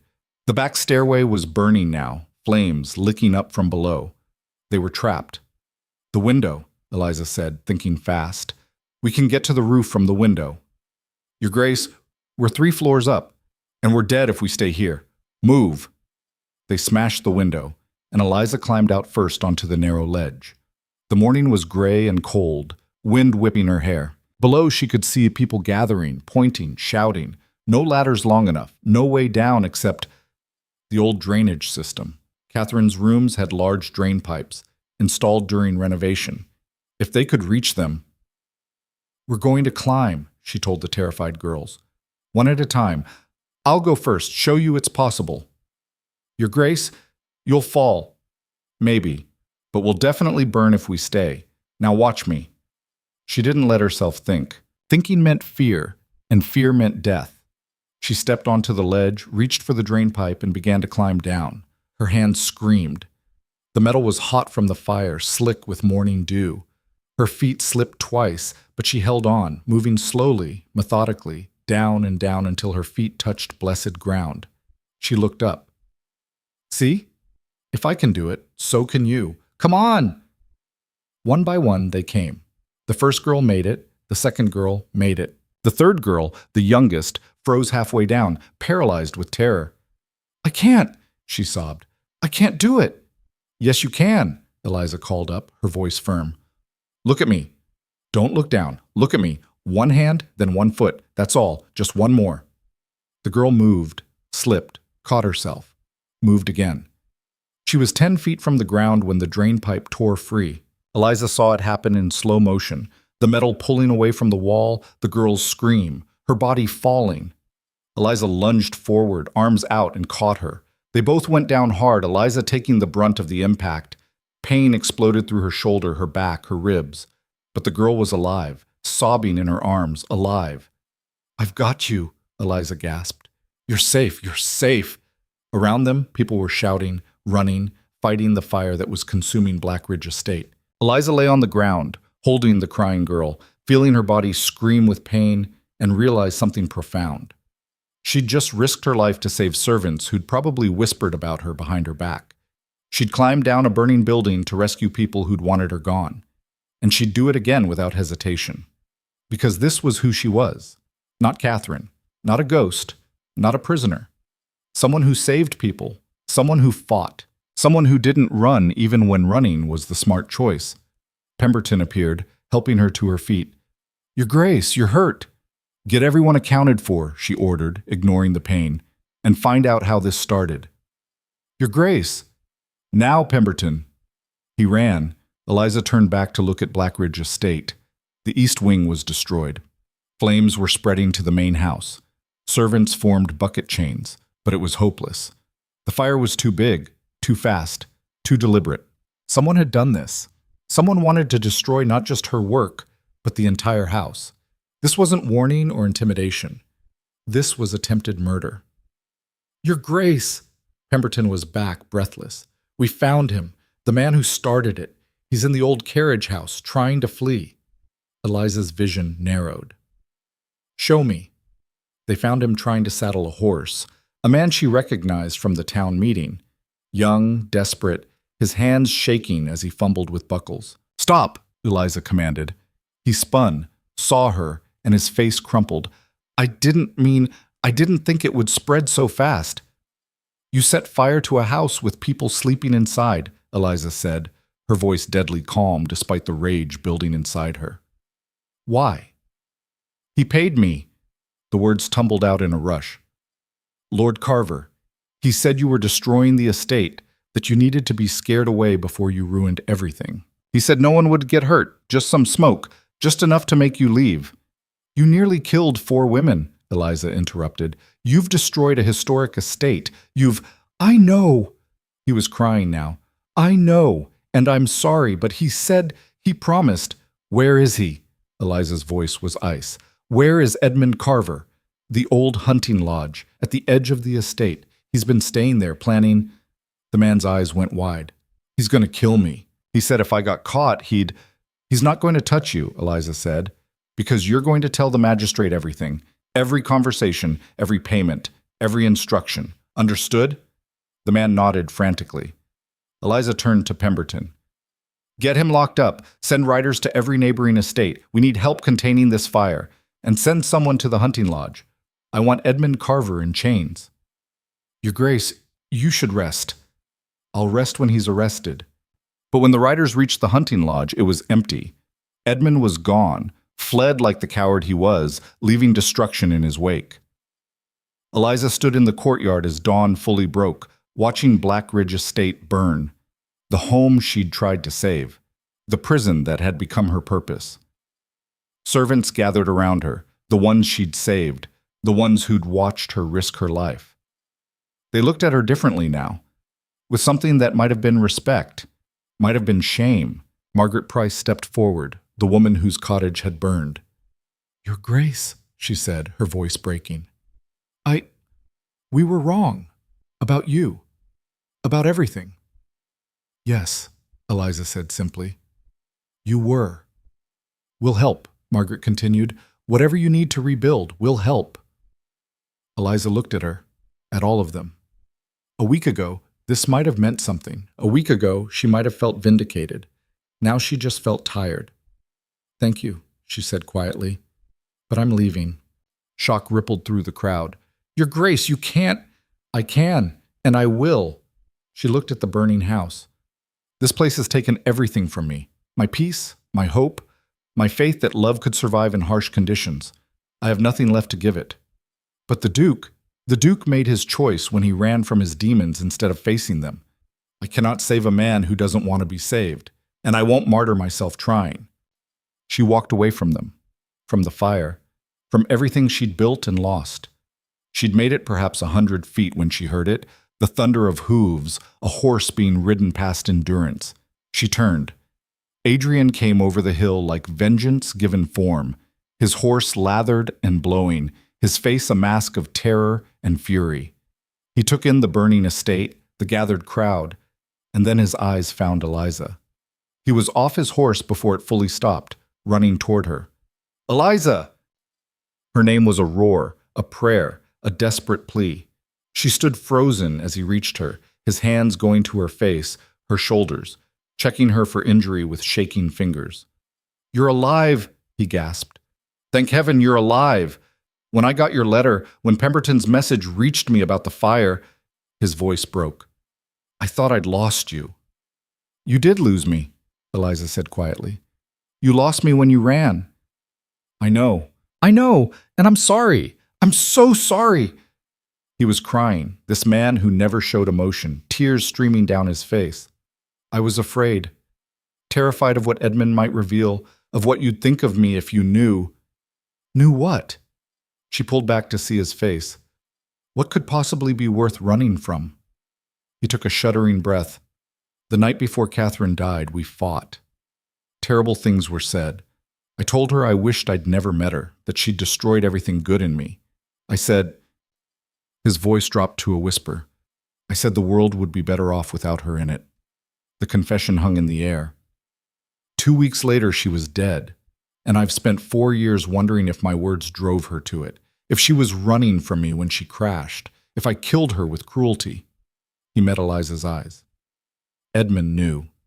He's been holding it over me, threatening to tell you, to tell everyone. I ran because I thought if you knew what I'd said, what I might have done, you'd never look at me the same way. Eliza stared at him, processing. You think you're responsible for her death? I know I am. You're not. Her voice was firm. Catherine made her choices. She chose to betray you, chose to run, chose to travel in dangerous conditions. Your words were cruel, but they didn't kill her. Her own decisions did. You don't understand. I understand perfectly. She cut him off. You've been punishing yourself for 4 years, building walls to protect yourself from ever feeling guilty again. And in the process, you've hurt everyone around you, including me. He flinched like she'd struck him. I can't undo what I've done, he said. I can't give you back the months I stole. But I'm here now. I came back. Doesn't that count for something? You came back because the house was burning. Would you have come if it wasn't? The question hung between them, sharp as a blade. Adrian opened his mouth, closed it, looked at the ground. I don't know, he finally whispered. And there it was, the truth laid bare. Eliza felt the last threads of hope snap. I'm going home, she said quietly. I've already written to my father. I'll be gone by week's end. No. Adrian grabbed her arms, desperate. No, please, I'll change. I'll be better. You'll try until it gets hard, then you'll run again. She pulled free gently. That's who you are, Adrian, a man so afraid of pain that you'd rather feel nothing at all. And I can't live like that anymore. Eliza, please. I love you, she said, and watched him go very still. I fell in love with you despite everything, which might make me the biggest fool in England. But I also love myself enough to know when to stop fighting a losing battle. It's not a losing battle. He was on his knees now, this proud duke kneeling in the mud. I love you too. I've loved you for weeks, maybe months. I was just too afraid to admit it. the words she'd once dreamed of hearing, and now they just made her tired. "Love isn't enough," she said softly. "Not when one person has to do all the fighting, not when one person takes one step forward and two steps back. I need a partner, Adrian, not a project." Behind them, the east wing of Blackridge Estate collapsed with a roar like a dying beast. Timber crashed, sparks fountained into the gray sky, and something that had stood for 200 years ceased to exist. Adrian looked at the ruins of his ancestral home, then back at Eliza. "What if I could prove it?" he said urgently. "What if I could show you I'm serious, that I'm willing to fight?" "How?" He stood, and there was something in his eyes she'd never seen before, raw determination, stripped of all protection. "Give me until the week's end, 5 days. If I can't prove to you that I've changed, that I'm willing to do the work, then I'll let you go without protest. But if I can," he took her hands, "if I can show you I'm the man you deserve, will you stay?" Eliza looked at their joined hands, at his face, so vulnerable and terrified, at the smoking ruins of a house that had been their prison. She thought about the girl she'd been when she arrived, hopeful, naive, believing duty could become affection. She thought about the woman she'd become, strong, scarred, knowing the difference between love and self-destruction. And she made a choice that terrified her. 5 days, she said. "But Adrian, if you fail, if you run again, I'm gone, and I won't come back. I won't fail." He said it like a vow. But as they stood there, hands joined, the ruins smoking behind them, Eliza wondered if either of them truly understood what they were promising, or what it would cost to keep those promises. Adrian didn't waste a single hour of those 5 days. The first thing he did was what Eliza least expected. He called a full assembly of every tenant, worker, and household servant on the estate. Not in the grain hall where they'd turned on her, but in the open courtyard where the burned ruins of Blackridge's east wing still smoked, a stark reminder of what hatred and lies had wrought. Eliza stood to the side, her shoulders still aching from the fall, watching as people gathered with wary, confused faces. They'd expected the Duke to retreat, to hide, to handle this crisis through intermediaries. Instead, he stood before them without armor, without pretense, looking like a man who hadn't slept in days. "I owe you all an apology," Adrian began, his voice carrying across the courtyard. "And I owe my wife more than words can express." A ripple of shock went through the crowd. Dukes didn't apologize, certainly not publicly. "For 4 years, I abandoned this estate and everyone on it. I collected your rents, approved nothing, invested nothing, and convinced myself the distance was safety. I was wrong." He paused, his jaw working. "My first wife's betrayal broke something in me. Rather than heal, I chose to never feel anything again. And in doing so, I failed all of you." Thomas Harrow shifted uncomfortably. Others looked at the ground. When Lady Whitmore, when Eliza, arrived, she did what I should have done years ago. She saw the problems I'd ignored, the suffering I'd allowed, and she fixed it, without my permission, without my help, because she has more courage in her smallest finger than I've had in my entire body. Eliza's breath caught. She hadn't expected this, hadn't dared hope for it.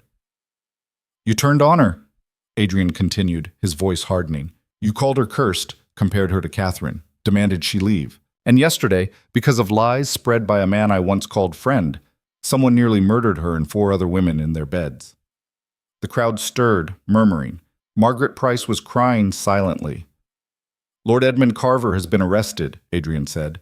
"He will face justice for arson, attempted murder, and conspiracy.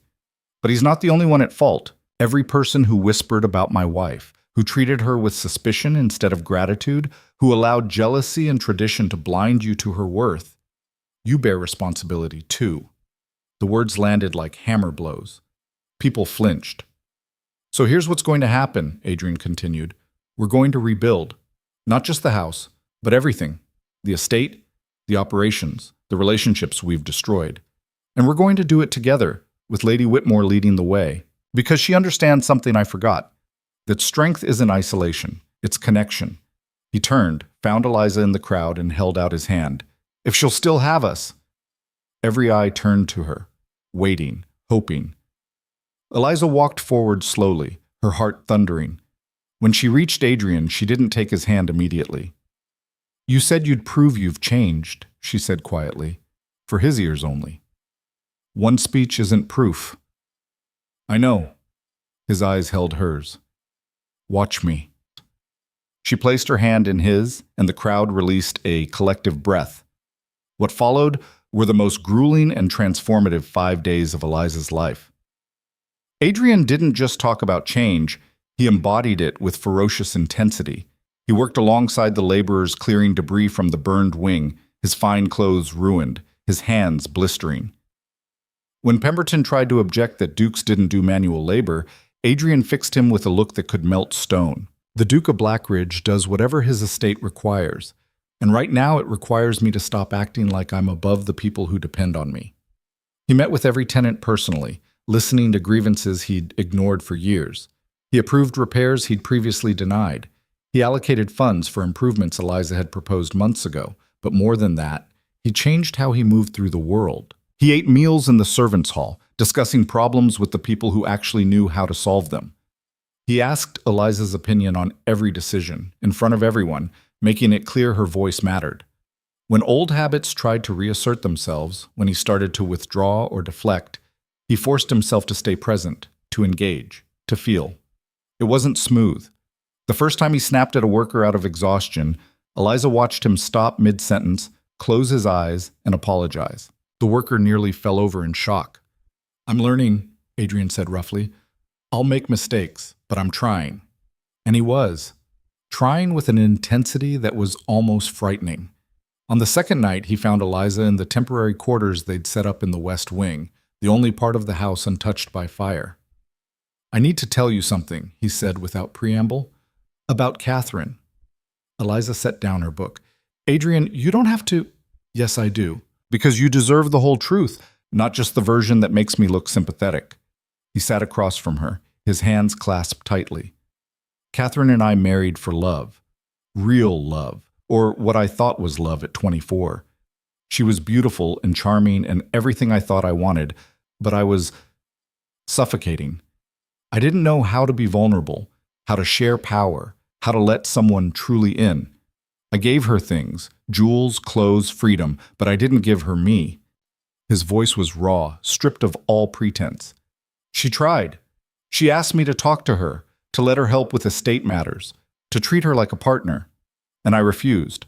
I told her the estate was my domain, that her role was to be decorative and provide heirs. So she found warmth elsewhere, with Edmund." "That doesn't excuse what she did," Eliza said softly. "No, but it explains it. And it makes me complicit." He met her eyes. "When I found out, I said terrible things. Not just that night before she died, but for weeks. I told her she was worthless, that she'd destroyed any possibility of happiness, that I regretted ever meeting her. I wanted her to hurt the way I hurt." "You were betrayed." "I was cruel." He cut her off. "And then she died. And I convinced myself I'd driven her to it, that my cruelty had killed her. So I built walls to make sure I could never hurt anyone that way again." "But all you did was hurt everyone differently," Eliza said. "Yes." The admission seemed to cost him. "I hurt you most of all. I saw your strength, your intelligence, your capacity for love, and instead of embracing it, I tried to lock it away, because I was terrified." "Of what?" "Of this." He gestured between them. "Of wanting something so badly that losing it would destroy me. Of loving you so much that your leaving would be the end of everything." The words hung in the air, naked and vulnerable. "I do love you," he continued, his voice breaking. "I've loved you since you stood in my study and refused to be invisible. Since you climbed down a burning building to save people who'd turned on you. Since you looked at me, really looked at me, and saw not a duke or a ghost or a project, but a man worth saving." Eliza felt tears slip down her cheeks. "But love isn't enough," he said, echoing her words from days before. "I know that now. You need action, not promises. So I'm showing you. Every day, every choice, every moment I choose courage over fear, I'm showing you." "I see you," Eliza whispered. "Adrian, I see you." He crossed the space between them and pulled her into his arms, and for the first time since the fire, she let herself lean into his strength. They held each other as the night deepened outside, two people learning to trust again in the wreckage of everything they'd built and lost. On the third day, a carriage arrived from London. Eliza was in the courtyard, directing the construction of temporary housing for displaced servants, when she heard the commotion. A fine coach, mud-splattered from hard travel, disgorged 3 passengers. A severe-looking man in legal robes, a younger clerk, and Edmund Carver in chains.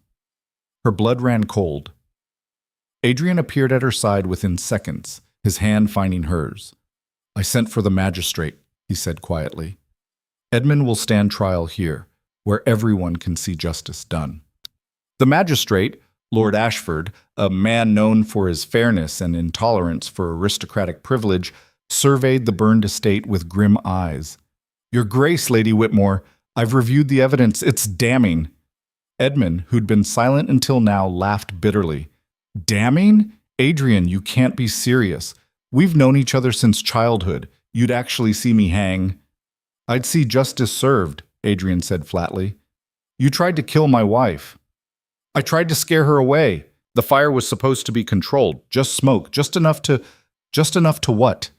Eliza stepped forward, her voice deadly calm. "Just enough to drive me out? Just enough to make me the next Catherine? Just enough to destroy what Adrian and I were trying to build?" Edmund's face twisted. "What you were building was a lie. He doesn't love you, Eliza. He's incapable of it. I was doing you a favor." "Enough!"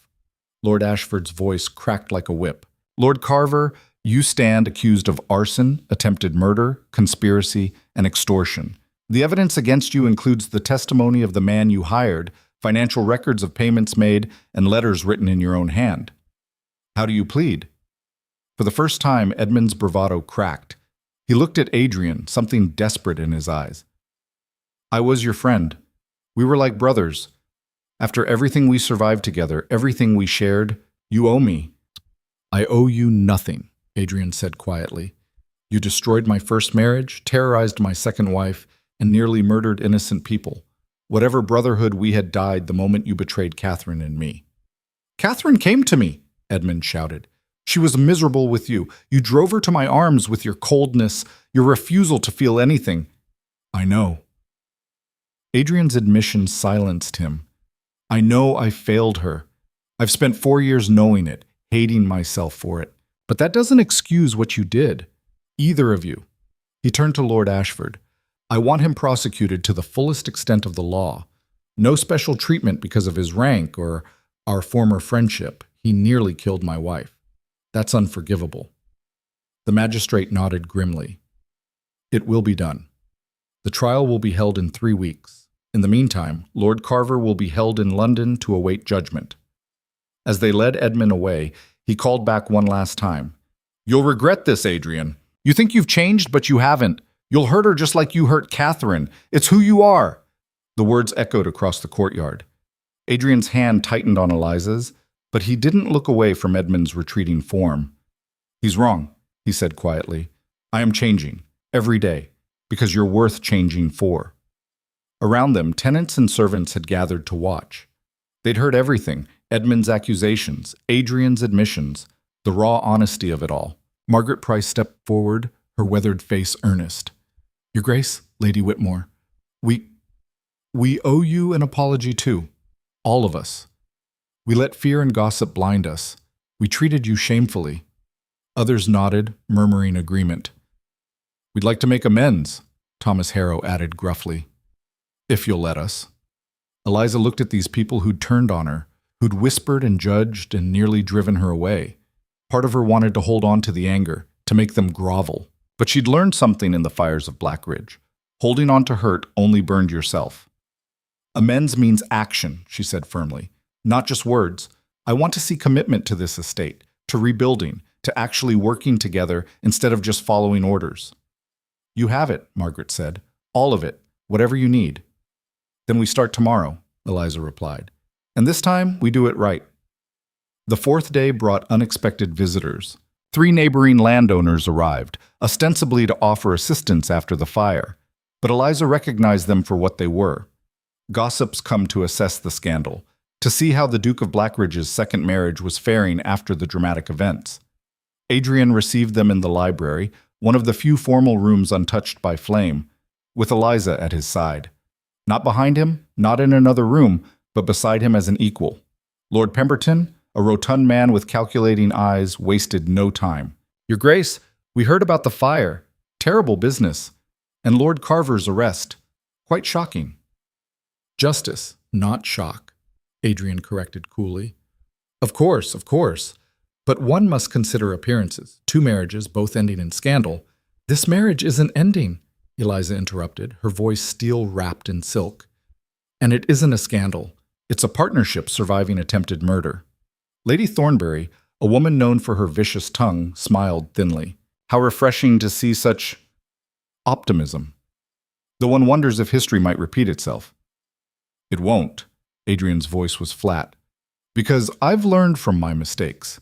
Something I'd recommend to anyone still judging marriages they know nothing about." The rebuke was unmistakable. Lady Thornbury flushed.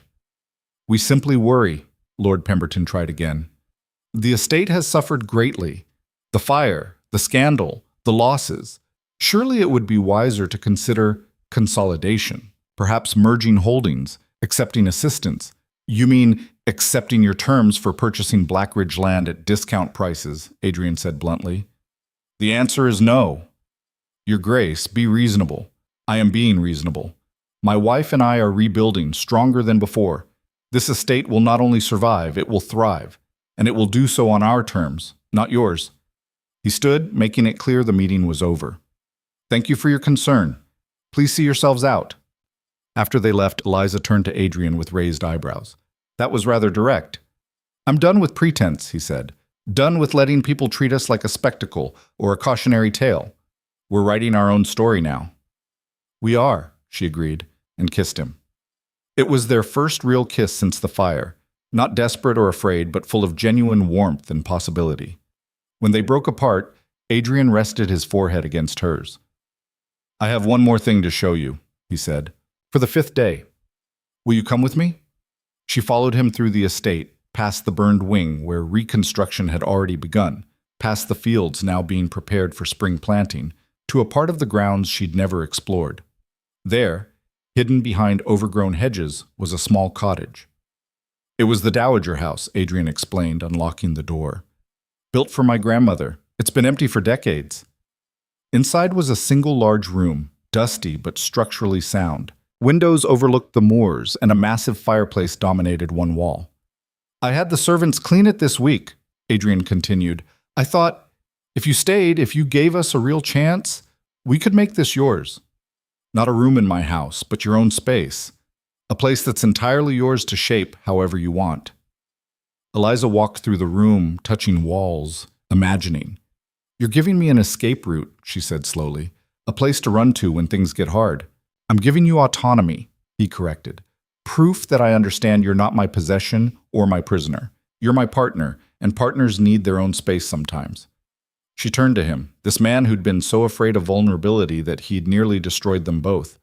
"And what about you? Where will you go when you need space?" "Anywhere you're not," he said simply. "Because being away from you is the hardest thing I've ever done. These past 5 days, watching you work, seeing you rebuild not just the estate but the hearts of everyone here. I've fallen in love with you all over again, deeper than before. So deep it terrifies me." "Good," Eliza said. "You should be terrified. Love is terrifying, but it's also the bravest thing we can do." "Is that a yes?" he asked, his voice rough with hope. "Will you stay?" Eliza walked to the window, looking out at the harsh moorland that had once felt like a prison. Now it looked different, wild and beautiful, challenging, but full of potential. 5 days ago, she'd been ready to leave, convinced that some things couldn't be saved, some people couldn't change. But Adrian had proven her wrong. Not through grand gestures or empty promises, but through relentless, exhausting, unglamorous work. He'd torn down his walls brick by brick, stood vulnerable before his people, admitted his failures, and fought for her with everything he had. And she'd fought too.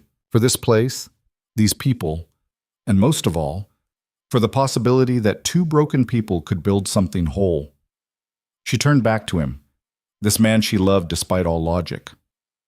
I'll stay, she said, but not because of this cottage or your speeches or even because you've changed. His face fell. Then why? Because we've changed each other. You've become braver. I've become stronger. And together we're building something neither of us could create alone. She crossed to him, took his hands. I'll stay, Adrian, for as long as you keep choosing courage over fear, for as long as we keep choosing each other. He pulled her into his arms, and this time when he kissed her, it felt like a beginning instead of an ending. Outside, the sun was setting over Blackridge Estate. The burned wing stood in ruins, but rebuilding had already begun. The fields were being prepared for spring. The tenants were united in purpose for the first time in years. And in a dusty cottage overlooking the moors, a duke and his duchess held each other and made silent vows to fight for this love, to protect this partnership, to build a life that was more than survival. It was more than either had dared hope for. But hope, they were learning, was the most powerful force of all. That evening, they called another assembly. The entire estate gathered, uncertain what to expect. Adrian and Eliza stood together, hands linked, facing their people. 5 days ago, Eliza began, I was ready to leave. This place felt like a prison. These relationships felt poisoned. And this marriage felt impossible. Murmurs rippled through the crowd. But something happened that changed everything. We stopped running from our problems and started facing them. We stopped protecting ourselves from pain and started risking vulnerability. We stopped surviving separately and started fighting together. Adrian continued, his voice strong. Blackridge Estate has been dying for 4 years because I let it. I chose isolation over community, fear over courage, safety over love. But my wife, he looked at Eliza with such open affection that people gasped. My wife taught me that the strongest thing we can do is reach for connection, even when we're terrified. So here's our promise to you, Eliza said. We will rebuild this estate into something better than it was. Not just the buildings, but the spirit of this place. We will listen to you, work with you, fail with you, and succeed with you. And in return, Adrian added, we ask for your trust, your patience, your willingness to believe that people can change, that communities can heal, that love can survive even the harshest conditions. Thomas Harrow stepped forward, his weathered face earnest. Your Graces, he said formally, then corrected himself. Adrian, Eliza, you have our trust. You've earned it through blood and fire and stubborn courage. We're with you. The crowd erupted in agreement. Cheers, applause, tears. Margaret Price was crying openly. We're sorry, she called out, for everything. We'll make it right. We will, Eliza agreed. Together. As the assembly dispersed, people approached them, shaking hands, offering help, sharing ideas. The wall between duke and tenants, between lady and servants, crumbled under the weight of shared purpose. Later, alone in their temporary chambers, Adrian pulled Eliza close. Thank you, he whispered into her hair. For what? For not giving up on me, on us, on this impossible dream. It's not impossible, Eliza said. We've already done the impossible part. Everything else is just work. Just work, he repeated, smiling. I love you. I love you too. Even when you're difficult, especially when you're difficult. They fell asleep wrapped in each other's arms, the ruins of the old Blackridge visible through the window, and the seeds of the new one already taking root in the soil of their shared determination. The transformation had begun, not just of an estate or a marriage, but of two people learning that the greatest strength isn't avoiding pain, it's walking through fire and coming out the other side, scarred but unbroken, holding tight to the person you love. And in the harsh moorland night, Blackridge Estate stood as witness. Some fortresses are meant to keep the world out, but the best ones are built to protect what matters most. Love, partnership, home. Spring came to Blackridge Estate like a promise kept. Eliza stood in the field where she'd first walked months ago, the waterlogged south acres that had seemed beyond saving. Now they were drained, planted, and showing the first green shoots of new growth. She knelt, pressing her palm to the damp earth, feeling the pulse of life returning. The drainage system is holding perfectly, Pemberton said behind her, consulting his notes. Better than I dared hope. Your design was brilliant, Your Grace. Our design, Eliza corrected, standing and brushing dirt from her hands. You knew where the old channels ran. I just connected them properly. The steward smiled, a real smile that crinkled his weather-beaten face. Still, the old Duke never listened to suggestions. You and his grace, you actually hear us. That's because we're not trying to rule this place, Eliza said. We're trying to grow it. There's a difference. In the 3 months since the fire, that difference had become the foundation of everything they'd rebuilt. The East Wing was rising again, but not as it had been.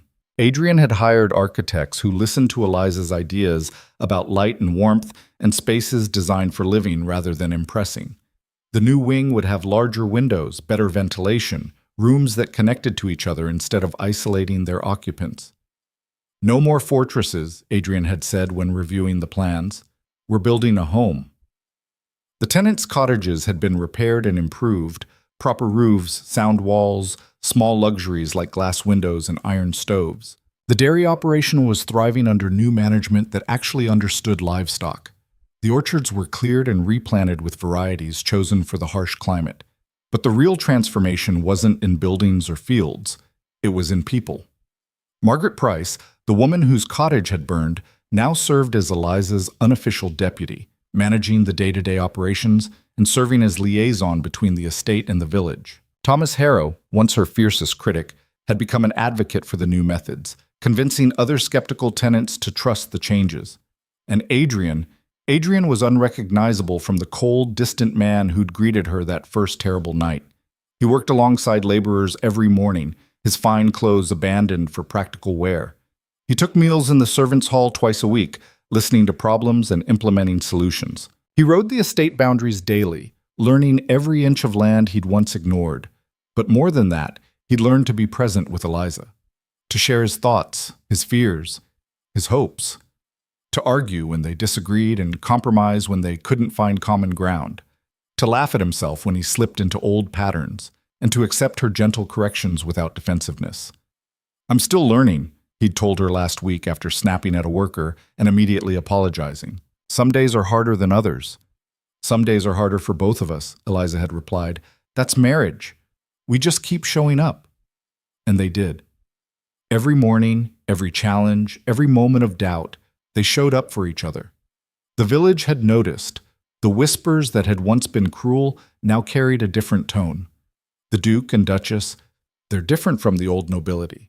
She saved those girls from the fire, climbed down the building herself. He works harder than any of us, never asks us to do what he won't do himself. They're in love. Real love, not the arranged kind. You can see it when they look at each other. Eliza heard these whispers and felt something settle in her chest, not pride exactly, but satisfaction. They were building something real, something that would last beyond them. But Edmund's trial loomed like a storm cloud on the horizon. It was set for late April, in London, and as the date approached, Adrian grew tense, not because he doubted the outcome. The evidence was overwhelming, but because it meant facing the past one final time. I don't want you to come, he told Eliza the week before they were due to leave. They were in the library, their favorite refuge. Rain drummed against the windows, and a fire crackled in the hearth. Eliza set down her book and fixed him with a look that had become familiar, patient but implacable. Why not? Because it will be ugly.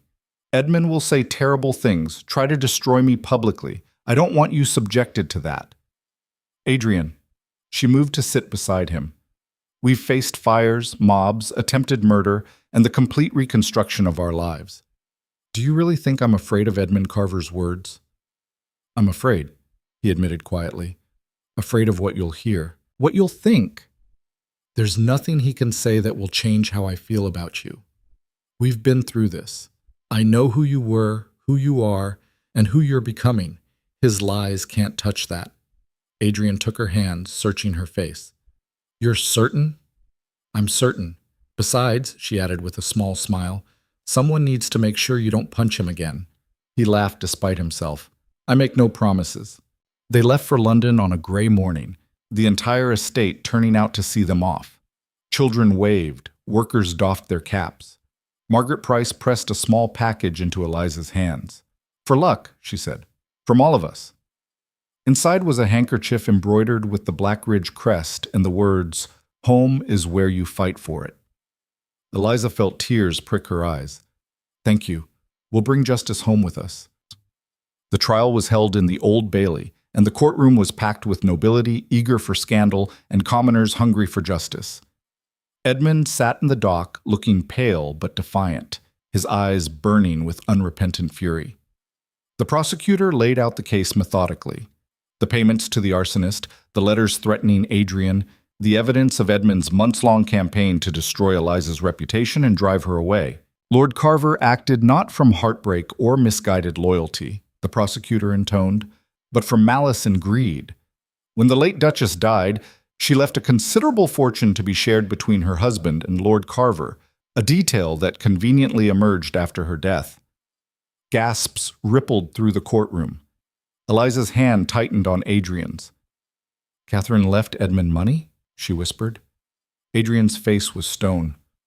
"I didn't know. She must have changed her will during the affair." "Well, Lord Carver stood to inherit £10,000, the prosecutor continued, but only if the Duke of Blackridge remained unmarried and childless. The moment His Grace remarried, that inheritance was forfeit.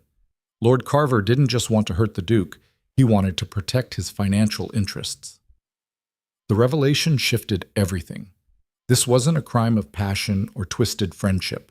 It was calculated, mercenary, evil. Edmund's defense attorney tried to salvage the situation, painting his client as a man driven mad by unrequited love for Catherine, manipulated by grief into terrible decisions. Then it was Adrian's turn to testify. He stood in the witness box with quiet dignity, refusing to be shaken by Edmund's attorney's attempts to paint him as a cruel husband who'd driven both women to desperation. "Did you love Catherine?" the attorney demanded. "I thought I did. Now I understand I loved the idea of her, not who she really was. I failed her in that. And yet you said terrible things to her before she died." "I did. Words I regret every day.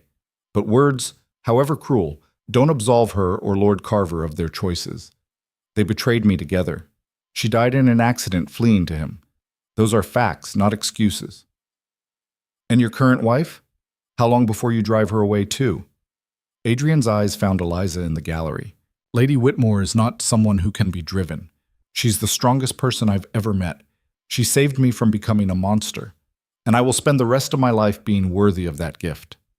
The attorney had no response to that. When Eliza was called to testify, Edmund's lawyer tried a different tactic, attempting to paint her as a scheming opportunist who'd seduced the Duke for his title and fortune. "You married a man you barely knew," he said accusingly. "A man still mourning his first wife. Some might say that shows a mercenary character." "Some might say that shows courage," Eliza replied calmly. "I married a man I didn't know because my family needed help. I stayed because I saw potential for something real. And I fought for this marriage because I believe people can change if they choose to. Even after Lord Carver's attempts to warn you about the Duke's true nature?" "Lord Carver tried to murder me and 4 other women," Eliza said, her voice cold as winter. "His warnings were lies designed to isolate me, make me doubt my husband, and drive me away so he could maintain his hold on a fortune he didn't earn. He's not a concerned friend. He's a criminal." The courtroom erupted. The judge called for order.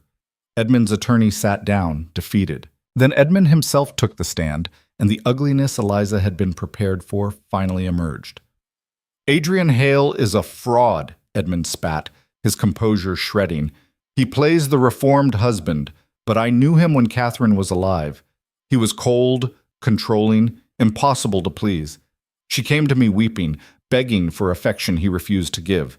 I didn't seduce her. I saved her from a loveless marriage." "And tried to profit from her death," the prosecutor noted dryly. "I deserved that money. I gave Catherine what Adrian couldn't: love, warmth, actual human feeling. She promised me we'd be together, that she'd leave him. And then she died, and he inherited everything while I got nothing. So you decided to destroy his second marriage." "I decided to show the world what he really is, a man incapable of love, incapable of change. Look at him now, playing the devoted husband. It's an act. In 6 months, a year, he'll revert. He'll hurt her just like he hurt Catherine, and everyone will see I was right." Adrian remained absolutely still, his face expressionless. But Eliza saw his hands clenched white-knuckled in his lap. She stood. "That's enough," she called out, her voice ringing through the courtroom. The judge frowned. "Lady Whitmore, you're out of order." With respect, Your Honor, I won't sit here and let him defame my husband with lies. She looked directly at Edmund. You want everyone to believe Adrian can't change? Let me tell you what I know. She walked to the center of the courtroom, every eye on her. I know a man who was so broken by betrayal that he locked himself away for 4 years. A man who convinced himself that feeling nothing was safer than risking everything. A man who pushed me away because he was terrified of hurting me. Her voice rang with conviction. I also know a man who chose to face his demons when I was ready to leave. A man who stood before his people and admitted his failures. A man who works harder than anyone I've ever met to be better, to do better, to build a life worth living. She turned to face Adrian, speaking directly to him now. I know a man who gets up every morning and chooses courage over fear, who apologizes when he's wrong, who listens when he could dictate, who loves me not despite my strength but because of it. Tears slipped down her cheeks, but her voice never wavered. You want to know if people can change, Lord Carver? Look at us. Look at what we've built from the ashes of your hatred. We're not just surviving, we're thriving. And that terrifies you because it proves that your bitterness and cruelty are choices, not inevitabilities. She looked back at Edmund, her eyes blazing. You had the same choice Adrian had after Catherine died. You could have grieved, healed, and moved forward. Instead, you chose revenge. You chose to destroy rather than build. And that's why you're in that dock while my husband and I are going home to a life you'll never understand. The courtroom was utterly silent. Edmund stared at her with something like hatred, something like awe. You'll regret this, he said quietly. When he hurts you, he won't, Eliza interrupted, because we've both learned that the only person who can truly hurt me is myself. And I choose not to. I choose love. I choose trust. I choose us. She returned to her seat beside Adrian, who took her hand with fingers that trembled slightly. Thank you, he whispered. Always. The jury deliberated for less than an hour. Guilty on all counts, Edmund Carver was sentenced to 15 years imprisonment and ordered to forfeit Catherine's inheritance to charity. As they led him from the courtroom, he looked back once at Adrian and Eliza. What he saw there, two people sitting together, hands linked, unbreakable, made him look away first. On the carriage ride home, Adrian was quiet for a long time. You didn't have to do that, he finally said. Stand up for me like that. Yes, I did. Because you're my husband, because you've earned it, and because every word I said was true. I'm still afraid sometimes, he admitted. Afraid I'll revert to old patterns. Afraid I'll fail you. Then we'll work through it together, Eliza said simply.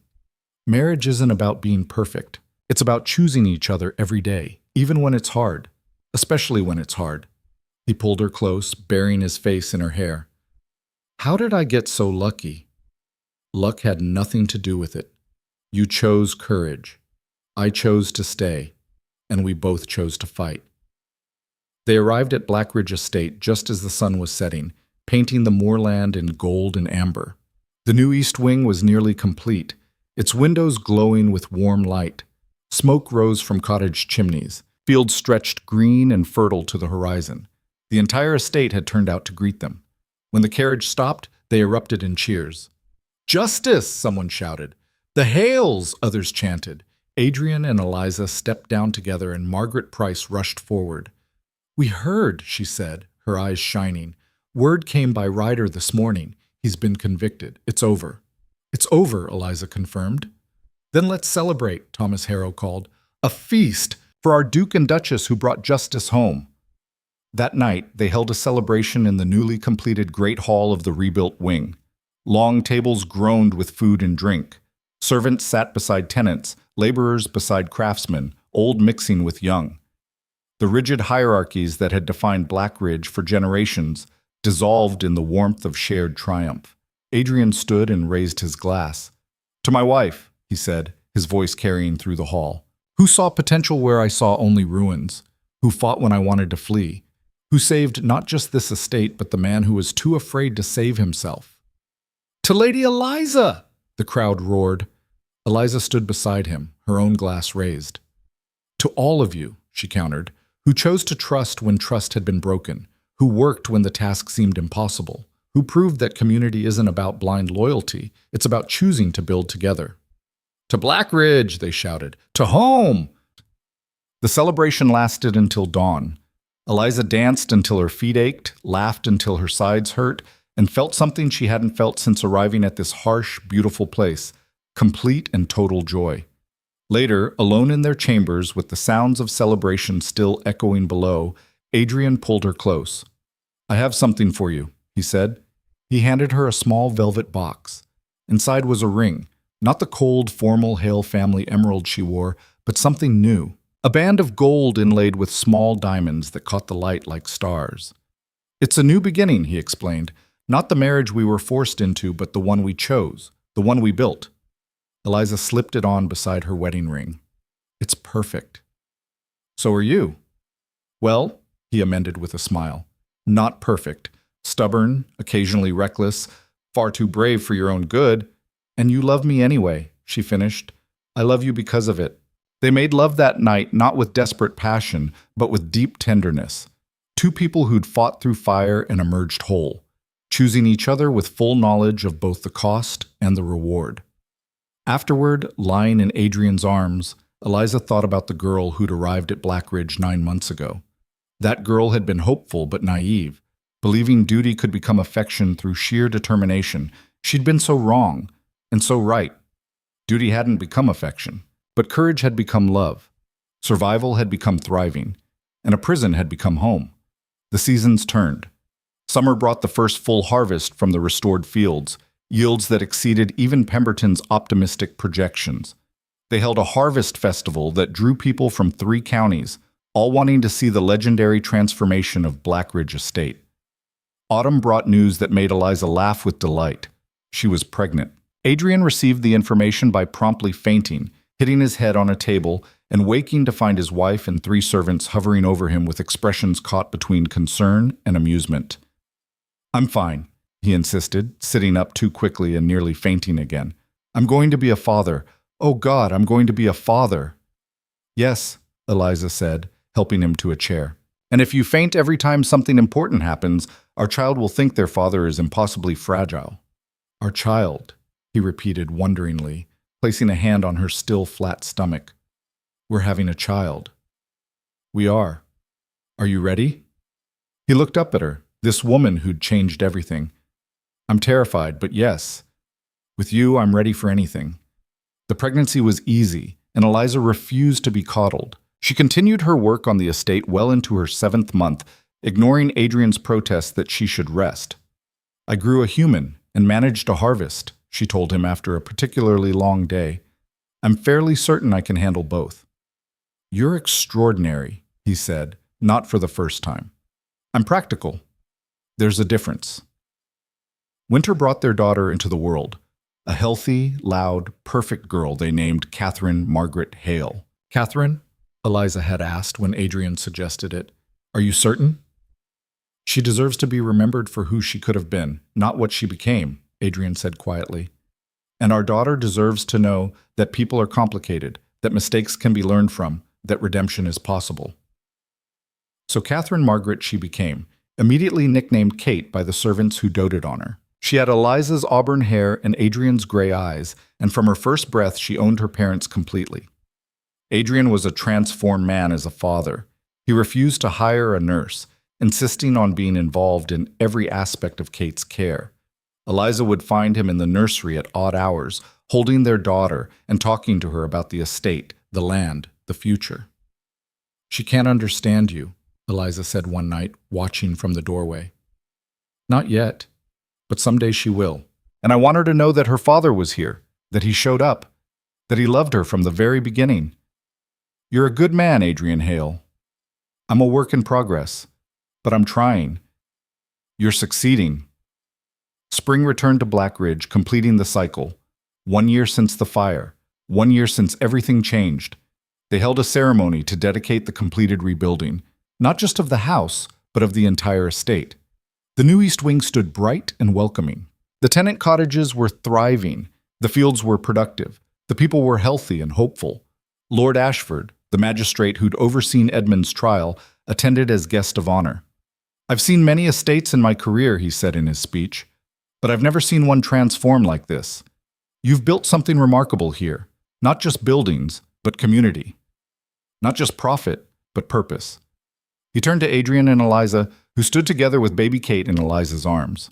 Your Graces, you've proven that nobility isn't about blood or title. It's about service, about choosing to build instead of destroy, about having the courage to change. We had good teachers, Adrian said, gesturing to the assembled crowd. Everyone here taught us what it means to be a community. We just had to learn to listen. That evening, after the guests had left and Kate was sleeping, Adrian and Eliza walked the estate grounds. The air was soft with spring, and new growth was everywhere. In the fields, the orchards, the gardens Eliza had planted. They stopped at the rise where Eliza had once stood, watching the sunset and planning to leave. Now she stood in the same spot, watching the same sun set over a completely different world. Do you ever regret it? Adrian asked. Staying? Choosing this hard life instead of an easier one? Eliza looked at him. This man who'd been her prison and became her partner, who'd nearly destroyed them and then rebuilt everything with his bare hands.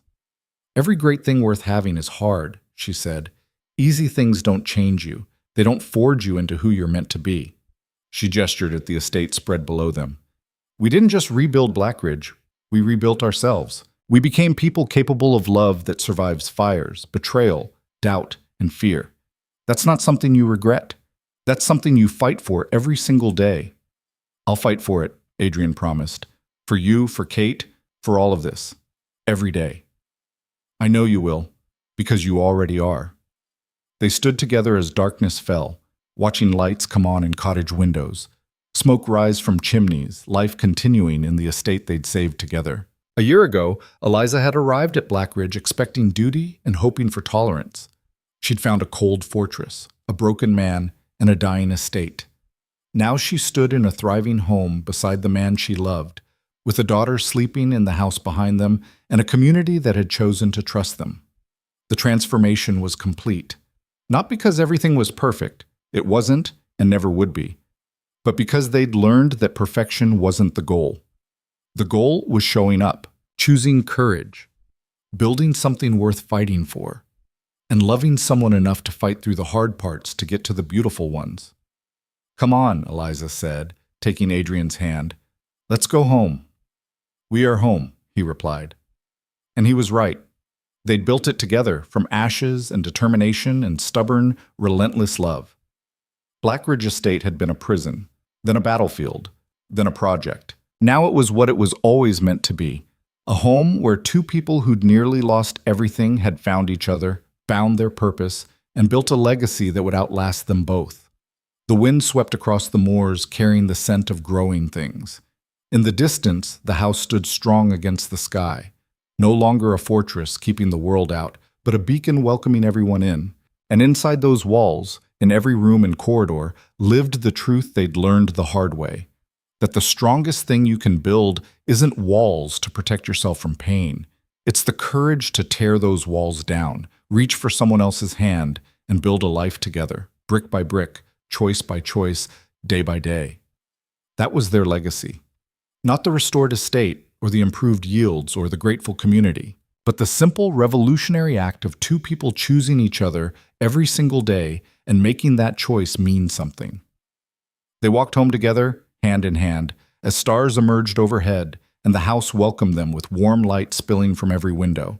Behind them, the moors stretched wild and beautiful, no longer threatening, but full of possibility, just like their future, just like their love, just like everything they'd built together from courage, determination, and the unshakable belief that some things, some people, are worth fighting for, no matter how hard the battle, no matter how harsh the land, no matter what.